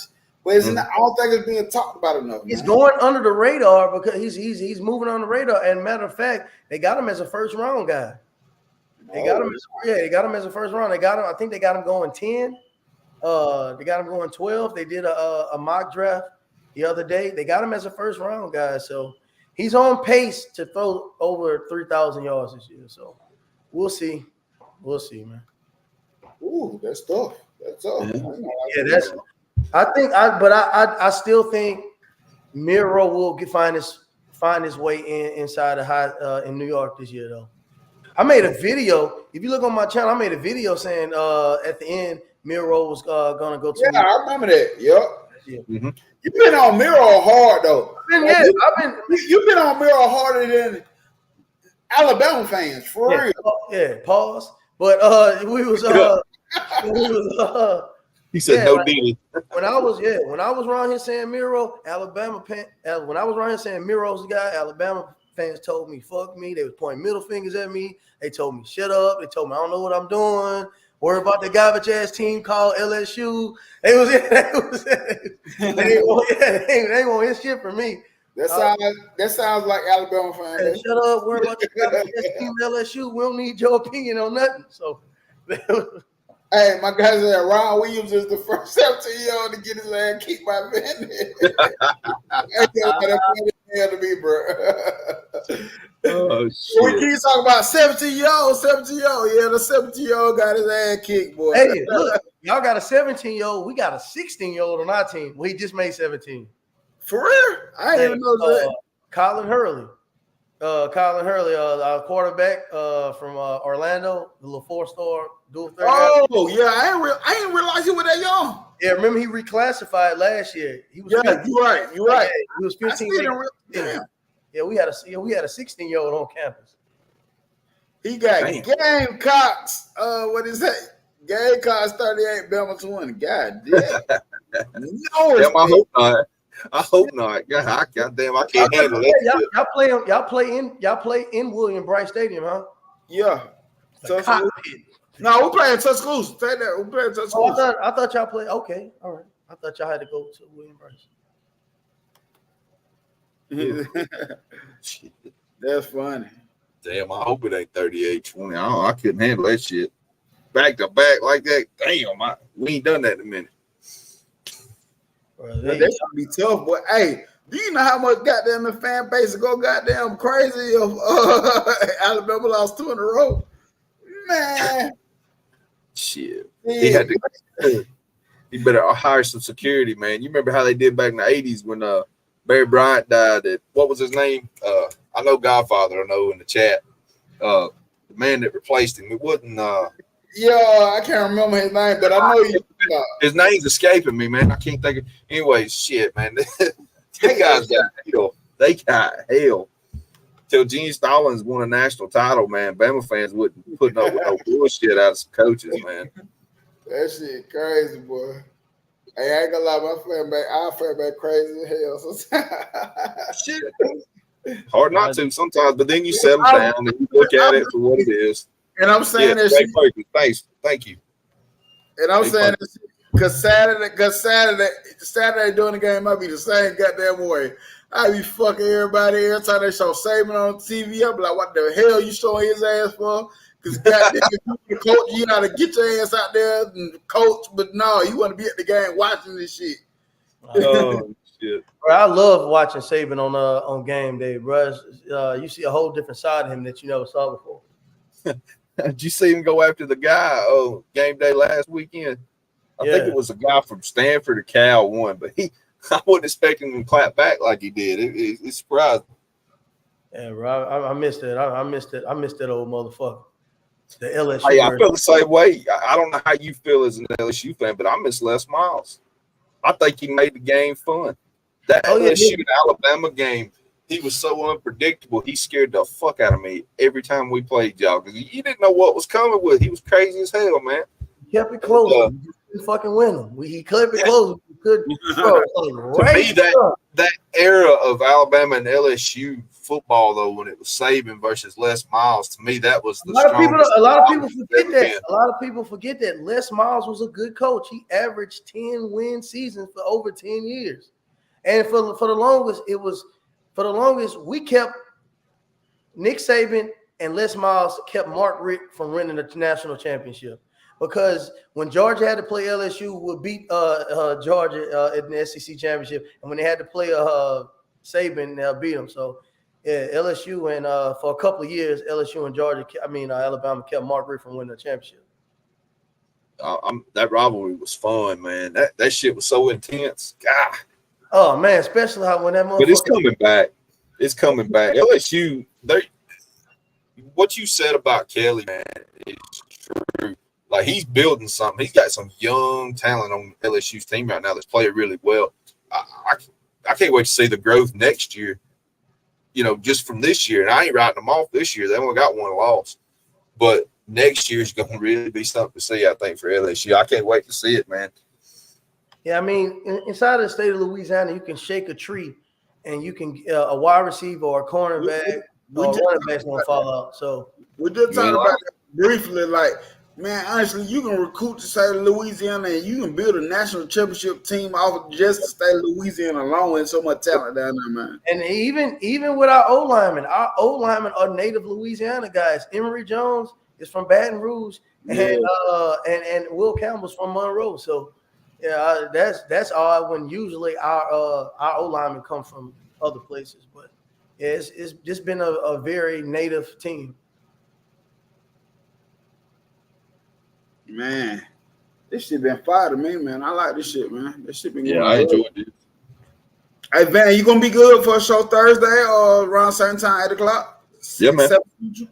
Because this is the show I want y'all to tune into. And I want y'all in the chat, too, to goddamn bring up stuff, too. Because, like I said, it ain't going to be about no Alabama. It ain't going to be about LSU. Do Alabama topics come up? Maybe so. Do LSU topics come up? Maybe so. Do Georgia? But it's all about whether it's high school. I don't give a damn girls flag football. I don't give a damn if it's a middle school game.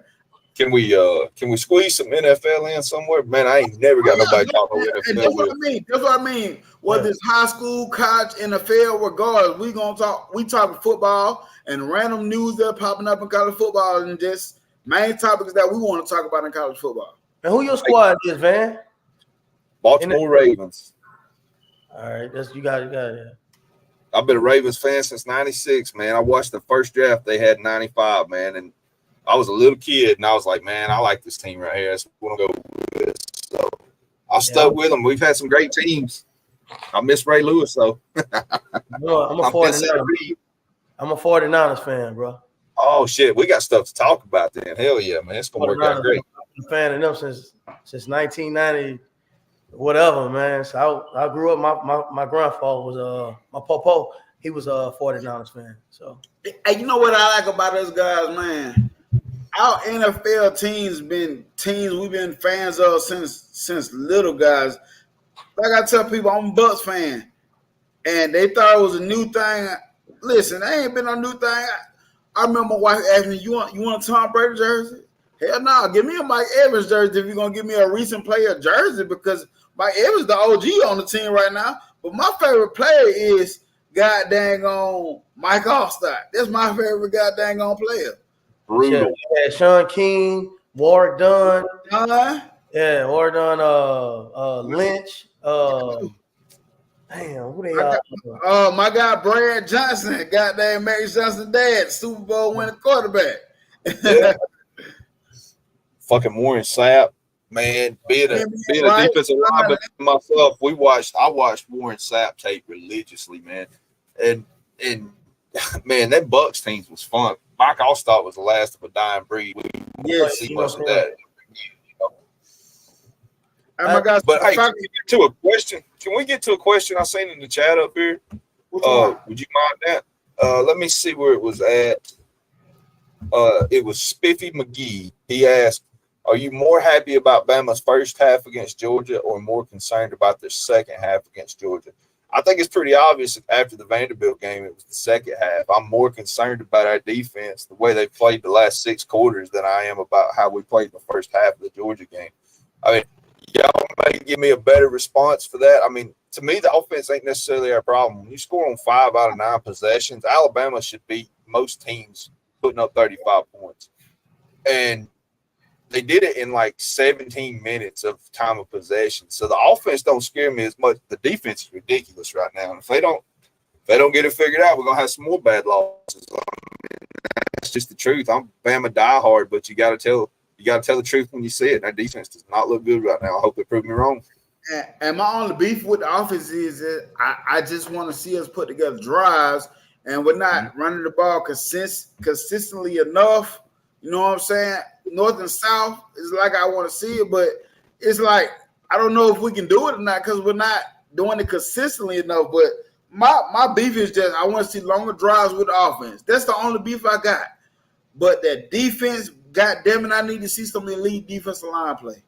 Ever since my son started playing defensive end, D tackle, I've been so stuck in the trenches. And I've been saying all this summer, rise up. No, if you don't have elite defensive line play, this 4-2-5 shit ain't gonna work. Yep. I need to see some touches on the defensive side of the ball. I gotta see it, man. Damn, at least get your ass whooped with effort. Shit. I can live with effort. Sometimes the guy in front of you just better than you. I can live with effort. Yeah. I'm blown away with some of these guys that's NFL fans, man. There's different fan bases all over this chat. That's pretty cool. I figured everybody was either a Falcons or a Saints fan. I mean, truthfully. Yeah, shit, no. I used to get shit for being a Ravens fan. Like, how you root for a team in Baltimore? If anybody in Louisiana tell you they a Saints fan, they a motherfucking lie, dog. When I was growing up, dog, they just became a Saints fan in 2009 when they won the Super Bowl. These motherfuckers was Cowboy fans around here. They was Pittsburgh fans, and they was the Oakland Raiders fans. They ain't nobody like and 49er fans. They ain't like no Saints. You got to think the Saints was horrible. Yeah, man. I remember watching when I was a kid before Aaron Brooks got there. I can't even remember the quarterback's name. Shit, fans used to just be sitting there with damn bags on their heads and shit, just pissed off because they were terrible back then. Oh shit, yeah. Aaron Brooks was throwing motherfucking interceptions and laughing. Remember that shit? He used to throw an interception and bust out laughing. Joe Horn was answering phone calls and pulling Sharpies out and everything. Crazy as hell. Mike Dicker couldn't do shit with him, man. Yeah, I don't know. Well, he couldn't. He traded the whole damn team or traded everything off to get Ricky Williams in the first down. And don't get me wrong, Ricky Williams was amazing coming out of Texas. One of the best damn college football running backs we've ever seen. But damn, Dick, what the fuck was you doing there? Yeah. Yeah, Tom Benson. Tom Benson. He put the house on him too. So yeah. Hey, damn. They got pieces to get it together right now, man. Young too. They're young at some really good positions. They got something to build around. Who that? The Falcons. Yeah, I like that defense, bro. Shit, they dragged the Chiefs. They can figure out. They put the whole offense together, get this goddamn Bijan going, and goddamn 5 Kyle Pitts, Drake London. That dude is good, and the motherfucker they brought on this offseason. Hey man, they got the guys on offense. Put that shit all the way together. And Falcons and I'm a Bucs fan. They in my goddamn the conference, and them motherfuckers got something goddamn special, man. They do. They really do. Who you think? I think they got something special sitting on the bench too.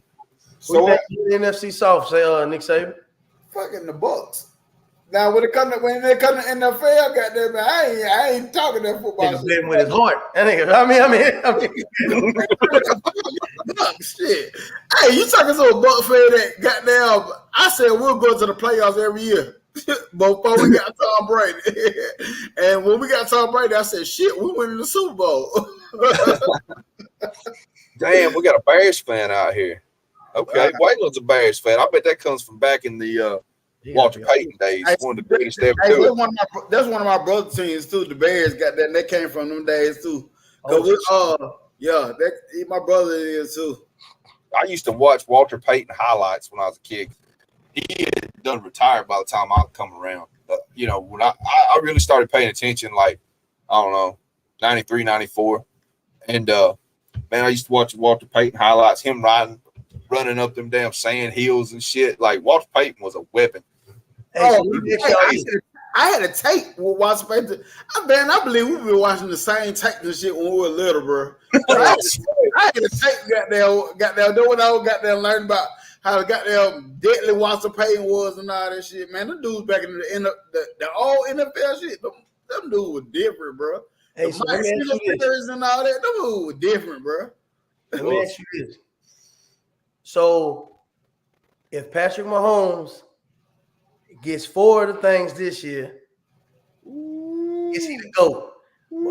I'm just, because he didn't win 3. Nobody's ever got it back to back 3 times. Nobody's ever ever know that's a 3. Nobody's ever did a 3-peat. We seen a 2. We never seen a 3-peat. I got a weird ass take on Mahomes. I think he's great, but I don't think he's the greatest. But if he wins 3 in a row, I mean, you got to give it to him. I guess you pretty much, because nobody has done that before, not even Brady. You made a damn good argument. I don't like how you do it. He had what? He had 4 of them bitches, 3 back to back. Yeah. I don't know, man. It's getting hard. Yeah. I gotta give, because we do the same shit with Bron. Michael Jordan or LeBron. Michael Jordan, because the rings. Fuck that, man. Look, goddamn way. I grew up a Jordan guy, so it's hard for me to argue because I feel like I'm stabbing Jordan in the back. That was like half my childhood, man. Like watching them old Jordan games back in the 90s, dude, that shit, the NBA felt different to me back then. And I'm not the most, I can't talk basketball as good as a lot of people can. Yeah. I can talk about what I see in front of me, but bro, I don't know. The NBA just felt different. It was more physical back then. It just felt different. Them playoff games felt big time. And now I don't know, man. I don't watch the NBA like I used to. You got to think Bron came in, but Bron came in when it was still physical too. The game was still dominated by the. That is true. Yeah, you got to think. That is true. To me, Bron is my GOAT. He's my GOAT. He's the greatest ever. But I can't argue against it. If somebody says Jordan, I understand if somebody says Kobe. But to me, Bron, to me, Bron, he beat 14, 15 Hall of Famers. Jordan only beat 7 of them, and that's if you count Stockton and Malone twice. It's different, bro. That's a hell of an argument, man. And I can't take nothing away from LeBron. And like you said, like once he was going out of the game, I followed Kobe some, but I'm a Sixers fan, so I was an Iverson dude. But I mean, I can't put him in the conversation with none of these guys. But I can't get mad if somebody says LeBron. He's won it. He's done it at a bunch of different teams, and the way he carried the Cavaliers to the finals some of them years, I don't even understand how he did it. It was him and nobody.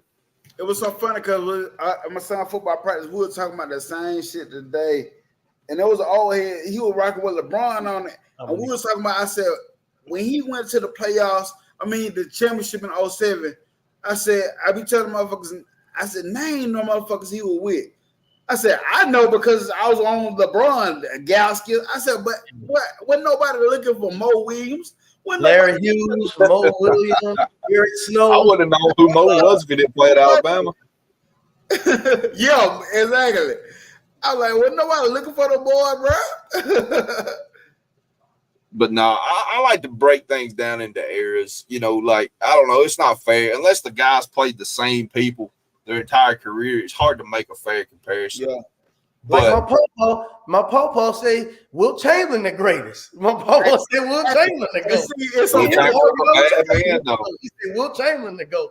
And it's so funny because when you get older, as you get older, you hear them things change. You be like, what? My pawpaw said Jordan was a pussy to him. He said he's soft. Yeah, he said Jordan was too soft. He said Jordan wouldn't have survived in the 60s and 70s. Hey, who knows?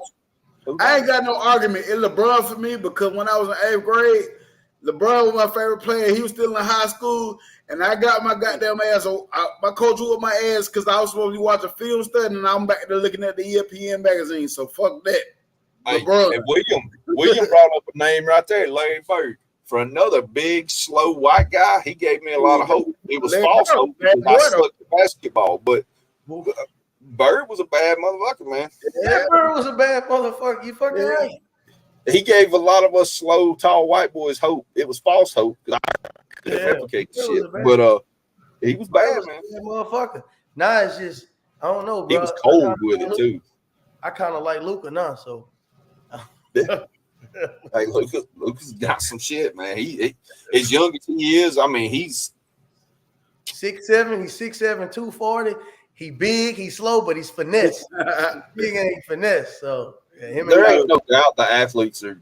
I mean, in basketball as a whole, I mean, competition may be more spread out now than it's been in a long time.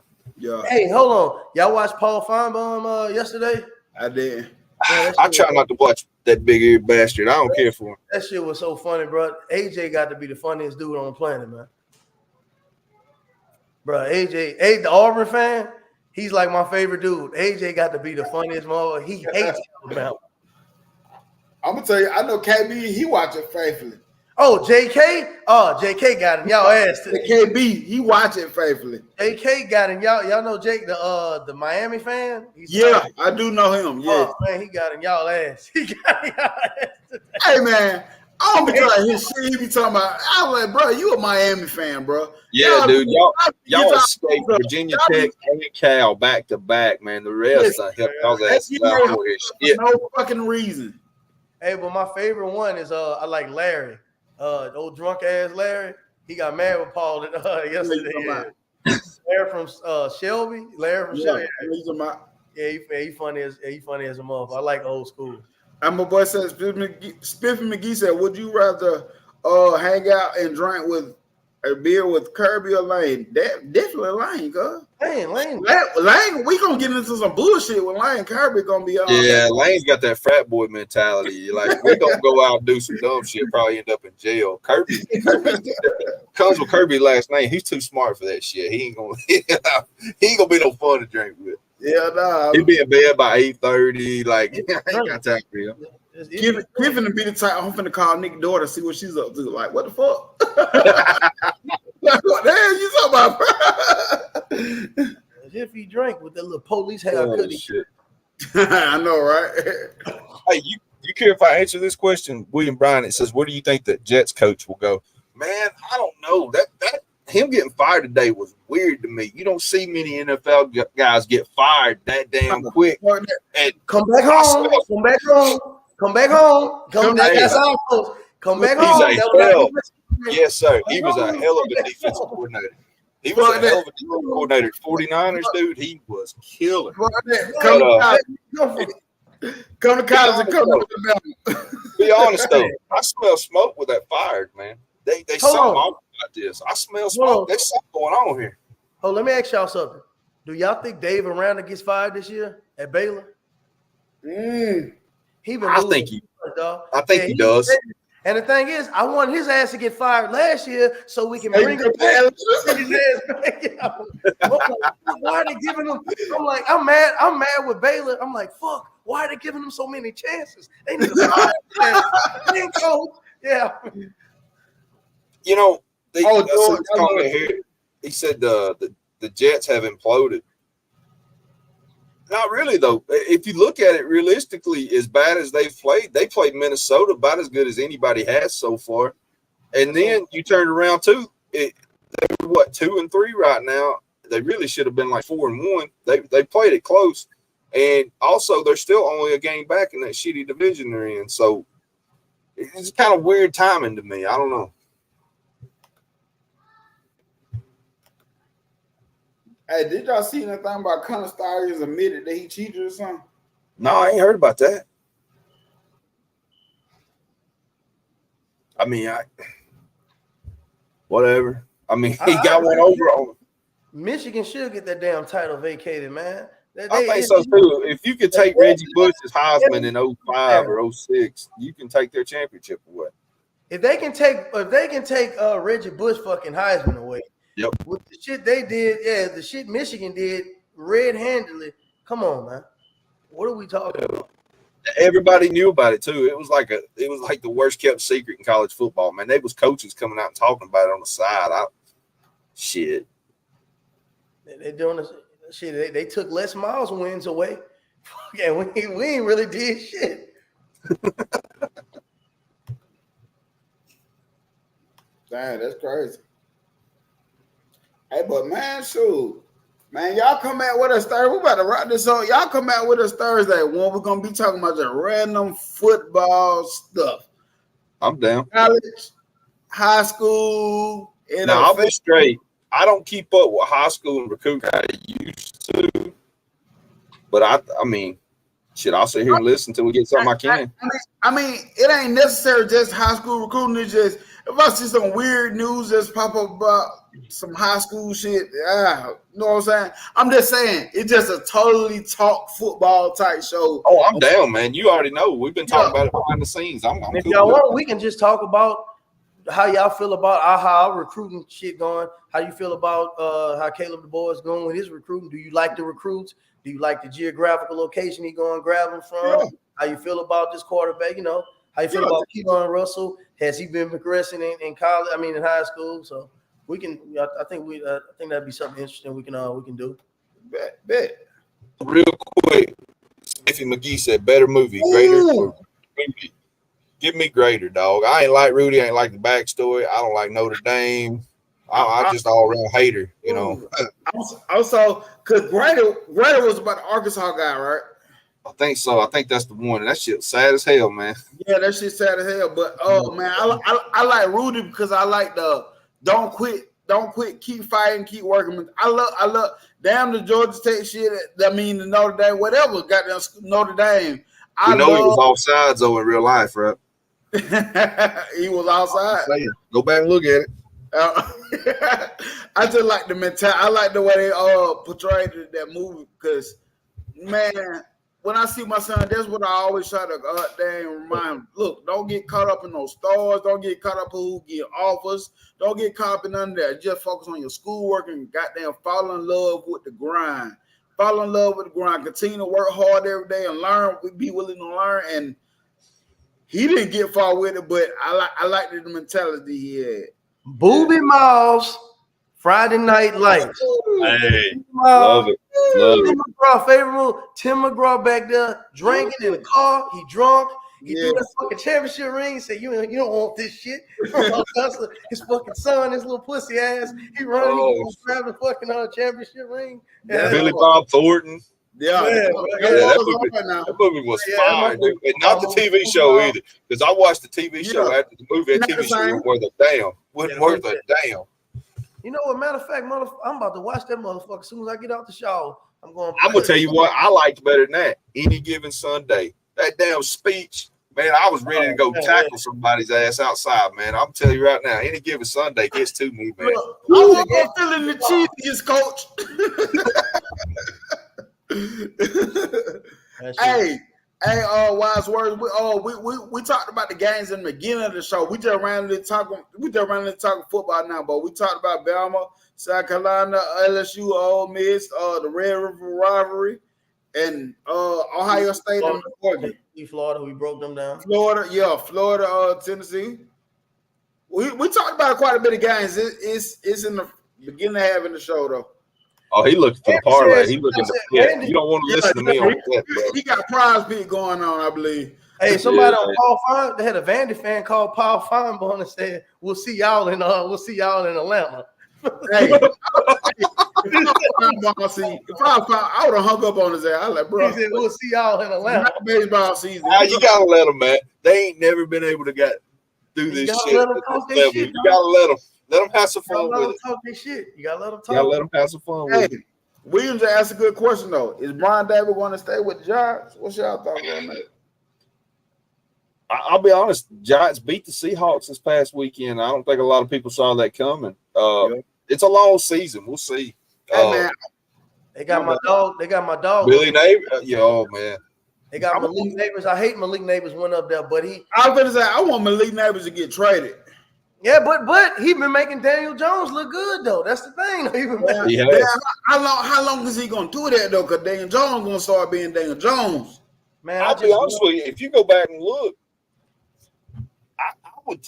I swear I'd take Daniel Jones over Trevor Lawrence at times. You could compare the numbers; they really ain't that far apart. And I've seen him step up more. Brian Thomas Jr. got to make him look good. hey, Trevor Lawrence got a contract extension off of what he did in college, bro. Man, like they still living off of what he did in college. Just why he got. That's crazy to me. Let me ask you how y'all feel. How y'all feel that Terrion Arnold? How y'all feel Terrion Arnold been doing? Hey, that boy tough. Hey. To me, he aggressive. I like the aggressive. He tough right now, bro.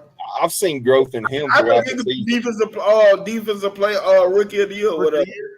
Who you think gonna win offensive rookie of the year? I think that's Jaden Daniels to lose right now, man. Caleb Williams has shined for about 2 halves of a game, but overall, let me ask y'all something.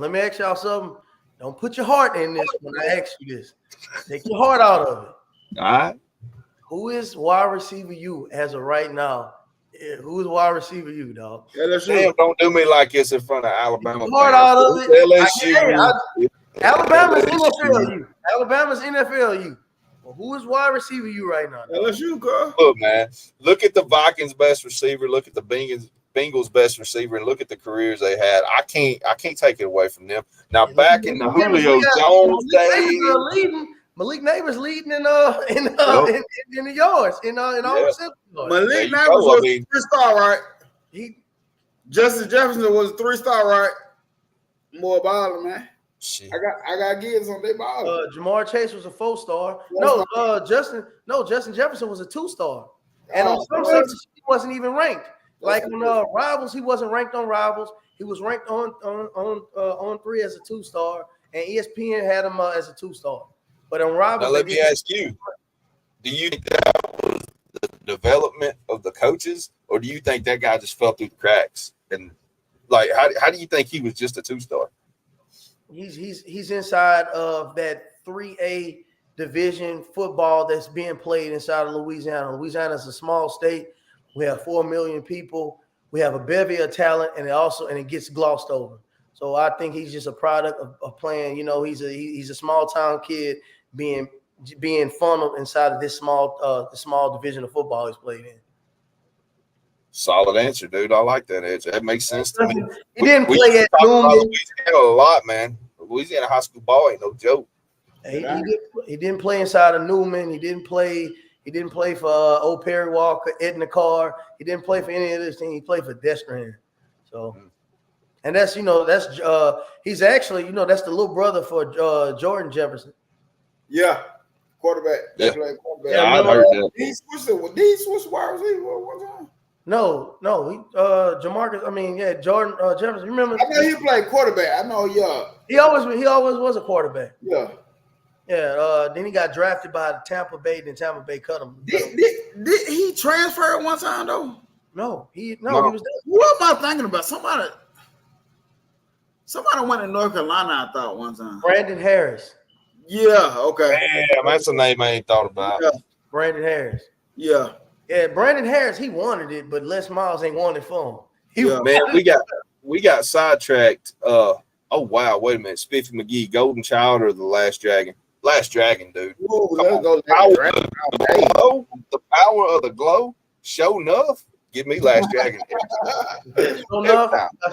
I got something real for your ass in these hands. When they was, I got something real. Get your ass up. I got something real for your ass in these hands. Right. I still love that damn movie, man. McGee, that's my first time seeing you, bro. Hey, I'm gonna tell you what Show Enough play. Show Enough play on Law and Order. Y'all got to watch it. He was on. I seen him on Law and Order. I gotta go look for that now. Yeah.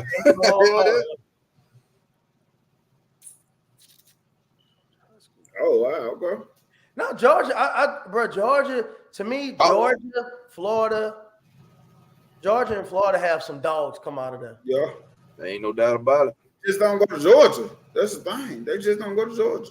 Yeah, they all Georgia good players go to Alabama. Yeah, we got off topic. The last show we did, we ended up talking about Rohan Davey for a minute. That's a throwback. Man, what the hell? Hell? Damn. You know, he works at the news station here down here. He calls the LSU games here. Hey, Van asked us a question one night. He said, "Who are one of the teams that we like to watch, like on the side?" And I was like, y'all ain't going to hear what I say. And I said LSU, like LSU. And I told Rohan Davis was one of my guys, bro. I'll never forget one of the ass whoopings he put on us one year, man. Oh my God, they beat the brakes off us. So pre-Saban for y'all. Yeah, Saban was us. Yeah, Rohan Day, he did a lot of damage. Yeah, he did a lot of damage to the SEC. First year he beat Tennessee in the SEC champ. Yeah, he did a lot of damage. Rohan Davey, he was good, man. Shit, I remember so many LSU players because that was always my favorite rivalry. I love that Alabama LSU. yeah. That's why I always say, like, to me, it's to me it's the more modern, better rivalry because it's the disdain that we had for Saban. Like, how the fuck you leave the motherfucking NFL and you come back? Not only you come back to the SEC, you come back to the West to the motherfuckers. Man. Dude, I'm telling you, motherfuckers, that damn SEC West was so damn tough. People don't even understand back then, man. They don't understand. I mean, like the fourth place teams could beat most teams in the country back then. You got to think. You had Cam, man, you had Cam. Eric D. So that question right there. In the beginning of the season, I had a big, but right now the way this shit going, I don't know, bro. We cannibalizing ourselves. Yeah, I don't know. We killing ourselves. I don't know. I still think that they might have a late bloomer 2-10 team, but it all depends. It all depends on who loses. Who loses out. But George said 4. That sounds good. I think Bama gets in for sure. I think Georgia and Texas get in for sure. Bama, Georgia, and Texas for sure. That's an easy Delmar Lane mirror all day. Oh yeah, it's not even a question for me. Hey, and I was praising Ty Simpson, like, you know what I'm saying? I think he's ready now, but as I seen a couple games, I was like, I don't think he's ready yet. Ty Simpson might as well leave because when that little boy Keelan Russell come there, he gonna start as a true freshman. He might as well leave. Hey, like I tell people, don't sleep on. Looks good, man.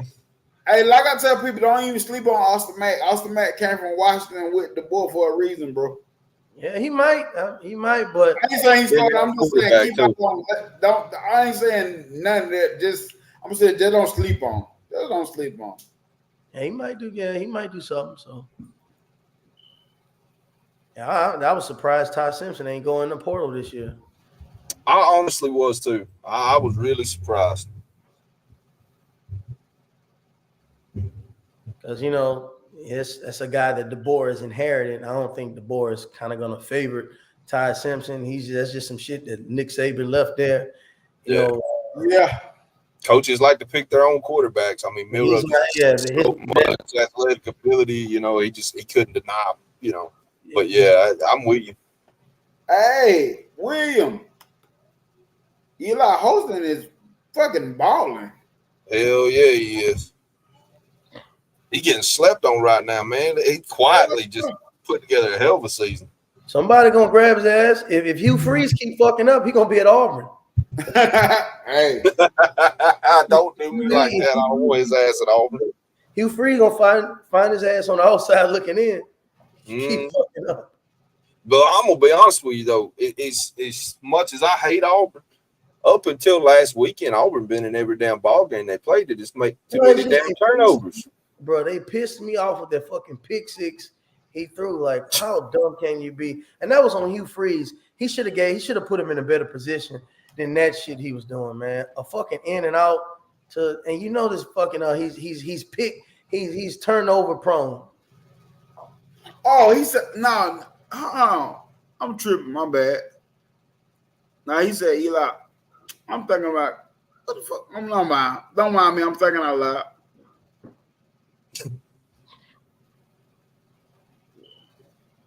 Oh shit! Spiffy McGee said Alex Foley from Beverly Hills Cop or Ray from Life. Damn, that's tough for me because I love both of them movies. Shit. I like Ray. I mean, that shit hard though, man. Yeah, I'm gonna have to go with Ray from Life. I think.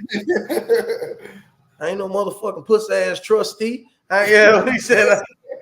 Man, I appreciate you did, man. I appreciate when old boy tried to give him the gun. I said, man, I would have popped a bullet in your ass and be halfway to New York City right now. Hey, the real question, God damn it, I ain't no pussy ass trustee. The real question: what was the best Eddie Murphy movie? That's the real question. I know what I got. It's Harlem Nights for me, but. Look, I don't know, bro. That shit's still funny to today, bro. I don't know, bro. Because you got him, you got Red Fox. I mean, shit, the list goes on and on and on. Arsenio Hall. Yeah, Arsenio Hall. Yeah. And that motherfucker. Everybody in there. Arsenio Hall. Stop with that little shit. I know. Shit, bro. Damn. Eddie Murphy. Eddie Murphy. I don't know, bro. I like when he get into the characters, bro. I don't know, bro. Yeah. But I don't know. Nora was funny to me, so people say I thought that shit was funny as hell. I love that movie. Yeah, Nora. I hear that. Yeah, Nora was pretty funny to me, man. Hey, bro. That's why I like what we do, bro. Cause this don't veer off and this don't get the fun, bro. I like them random questions, man. It makes you think a minute. Hey, but Eli Holston, he killing over that pit though right now. But y'all, I gotta go. I ain't gonna lie to y'all. All right, big homie. Hey, y'all tune in Thursday, man. Like I said, we're gonna talk that random college football, that college, high school, NFL, girl flag football. Goddamn on. Do y'all see that crazy clip of them kids when they was about to get into it on field? The big boy that came and shoved them out the way, like that random football shit. Man, did you see that clip of that Little League game? Real quick, I know you got to go. That kid brought a belt out on the field when they was shaking hands or whatever. I'm gonna be honest with you. He would have had to. You know what? Couldn't done it. Hey, I seen one. I seen one where when them kids, big boy got them short the shit out of there when they hit him with the belt. Like he went after that shit. You just beat me already. Don't come out here, goddamn, give me a visual of it, shit. Man, this new generation ain't playing around, man. And hey, man, the new generation of coaches, like the stuff they allow, they be letting them little kids cuss like I don't know what. You either coach it or allow it, man. And there's a lot of them allowing it right now. It was one clip I seen where the coaches that was in practice and he was like, "Now fight," and they were just literally fighting each other. They were fighting their teammates. I'm like, "What the world y'all doing?" Y'all seen that team Teddy Bridgewater coach? Hey, them boys are right. Bro, them dudes, they wild as a motherfucker too, man. Teddy let them boys do whatever they want to do. He come out there looking all cool and shooting fucking dread. Hey, I can't lie to you. If I could play for Teddy Bridgewater coming in high school, I've been all about it, man. I was a fan of his. He be sagging in them little khaki pants. I appreciate it, Joy. Appreciate it, y'all. Appreciate it, but I gotta get out. What's up? Oh, let me just hit this real quick. It says Ghetto Boys or NWA. For me, Ghetto Boys. Ghetto Boys. I think my mind playing tricks on me. For me, NWA set the sound and changed the way rap music went. grown man ghetto boys for me all day. Hell yeah. Sorry, I know you trying to get up off here. I know. Nah, I like that Houston shit. Scarface. But When yeah. I I'm was- from Louisiana. I'm from Louisiana. I'm going with Cash Money. So Hey, Master P for me. I can't go over. Master I can't. P. Yeah, Cash Money. Mr. Ice Cream Man. Dude, I used to buy the Master P at the gas station that was illegal. Somebody done burn them and they got the printed off copy. I used to buy the Master P CDs way back, way too young to be listening to that shit. But I love it. Isn't it so crazy, man? Cause it's hard for me to pick out of No Limit Cash Money. Cause they both ran their times, bro. They It's both easy. ran their thing. It's easy for me. It's easy for me. I ain't gonna lie to you though. My favorite group of all time though was Public Enemy. Public Enemy. Chuck D was like a machine gun, man. And he had a message and he was talking and wasn't nobody gonna shut him up. And I don't know that it's missing today, man. I feel like Old school dude. This dude say Luther Vandross and Freddie Jackson. Hey, Yeah, but old school who cat. you got? Who you got? I got Teddy Pendergrass. Teddy Pendergrass. yeah, close the door. See, that's the GOAT. Hey, The GOAT, Teddy. hey, this is my song. I forgot it. Girl, you know I love you.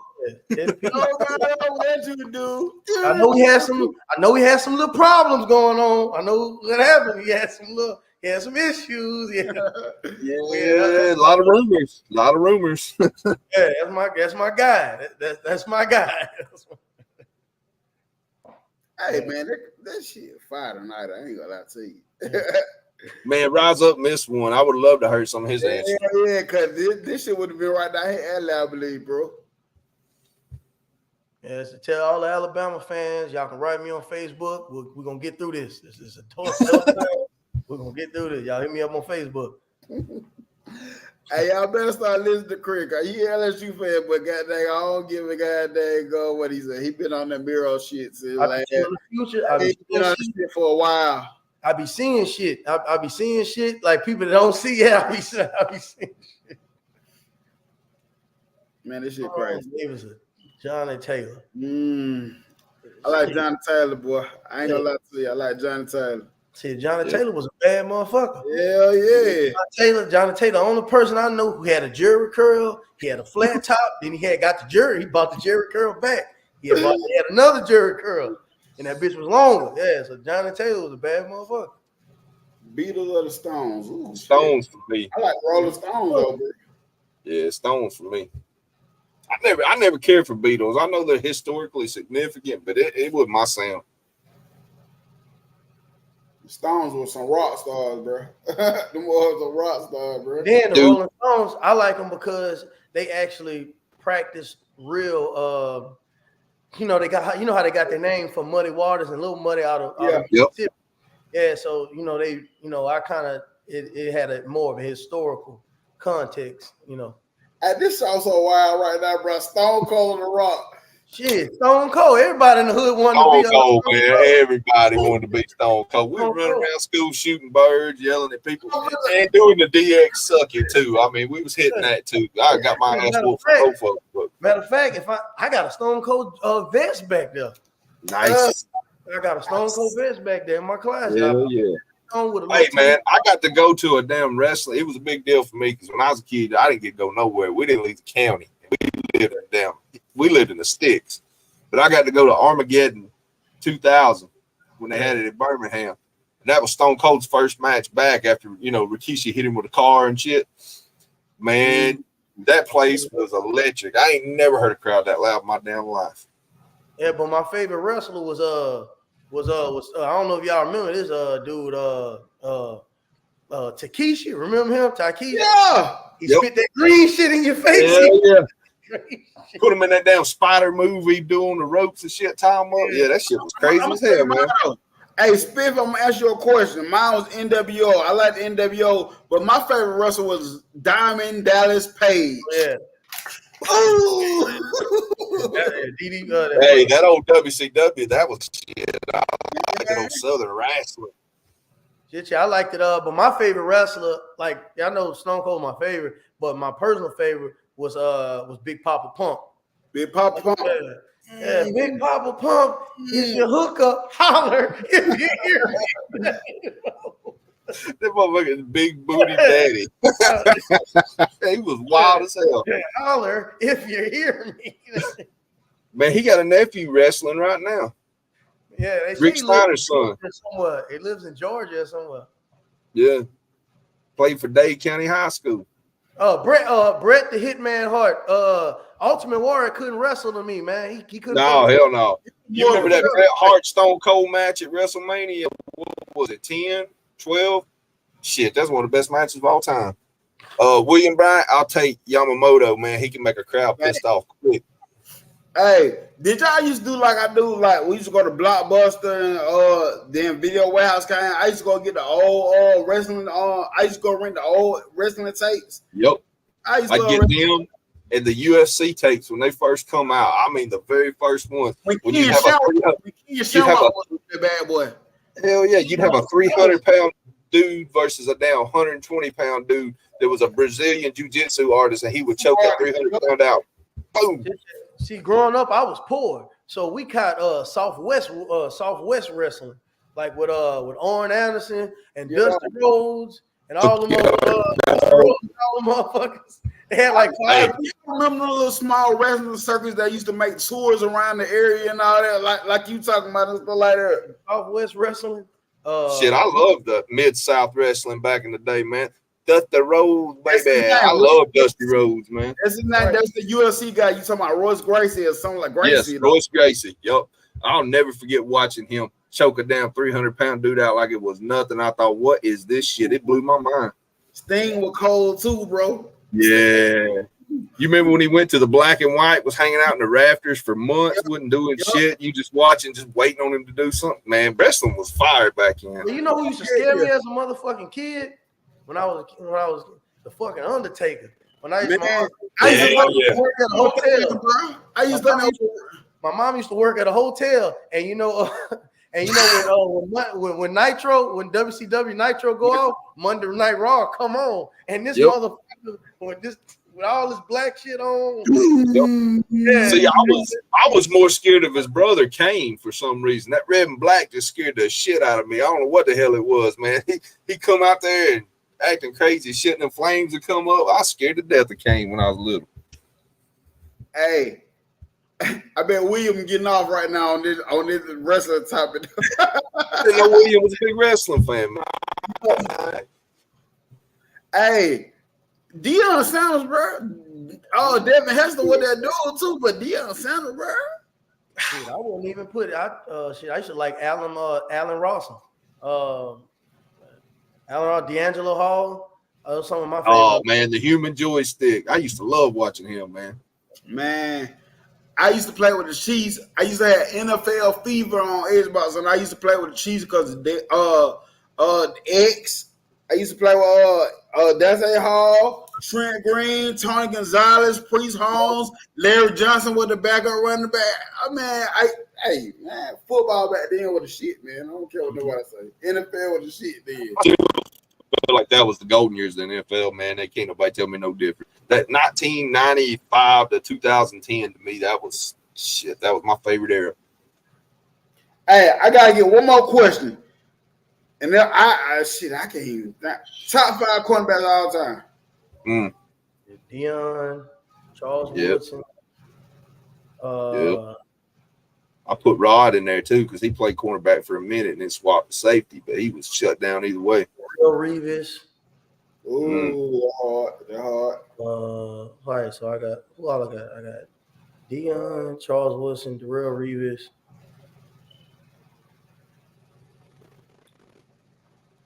Hold on.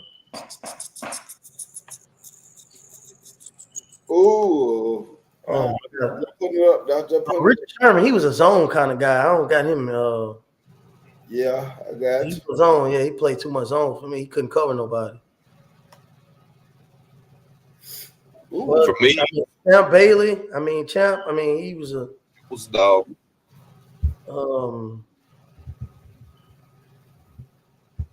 Jason Sehorn. I'm just playing. Yeah, Patrick P. Patrick P. Patrick Peterson. He was a bad man. If you can't put Patrick, you got to put Patrick Pete in your 5, dog. Top 5. And my guy He's said, up there for sure. He really is. I mean, he's underrated because he always followed the best player on the team. You know what I'm saying? Like where Sherman didn't always get matched up with the best receiver.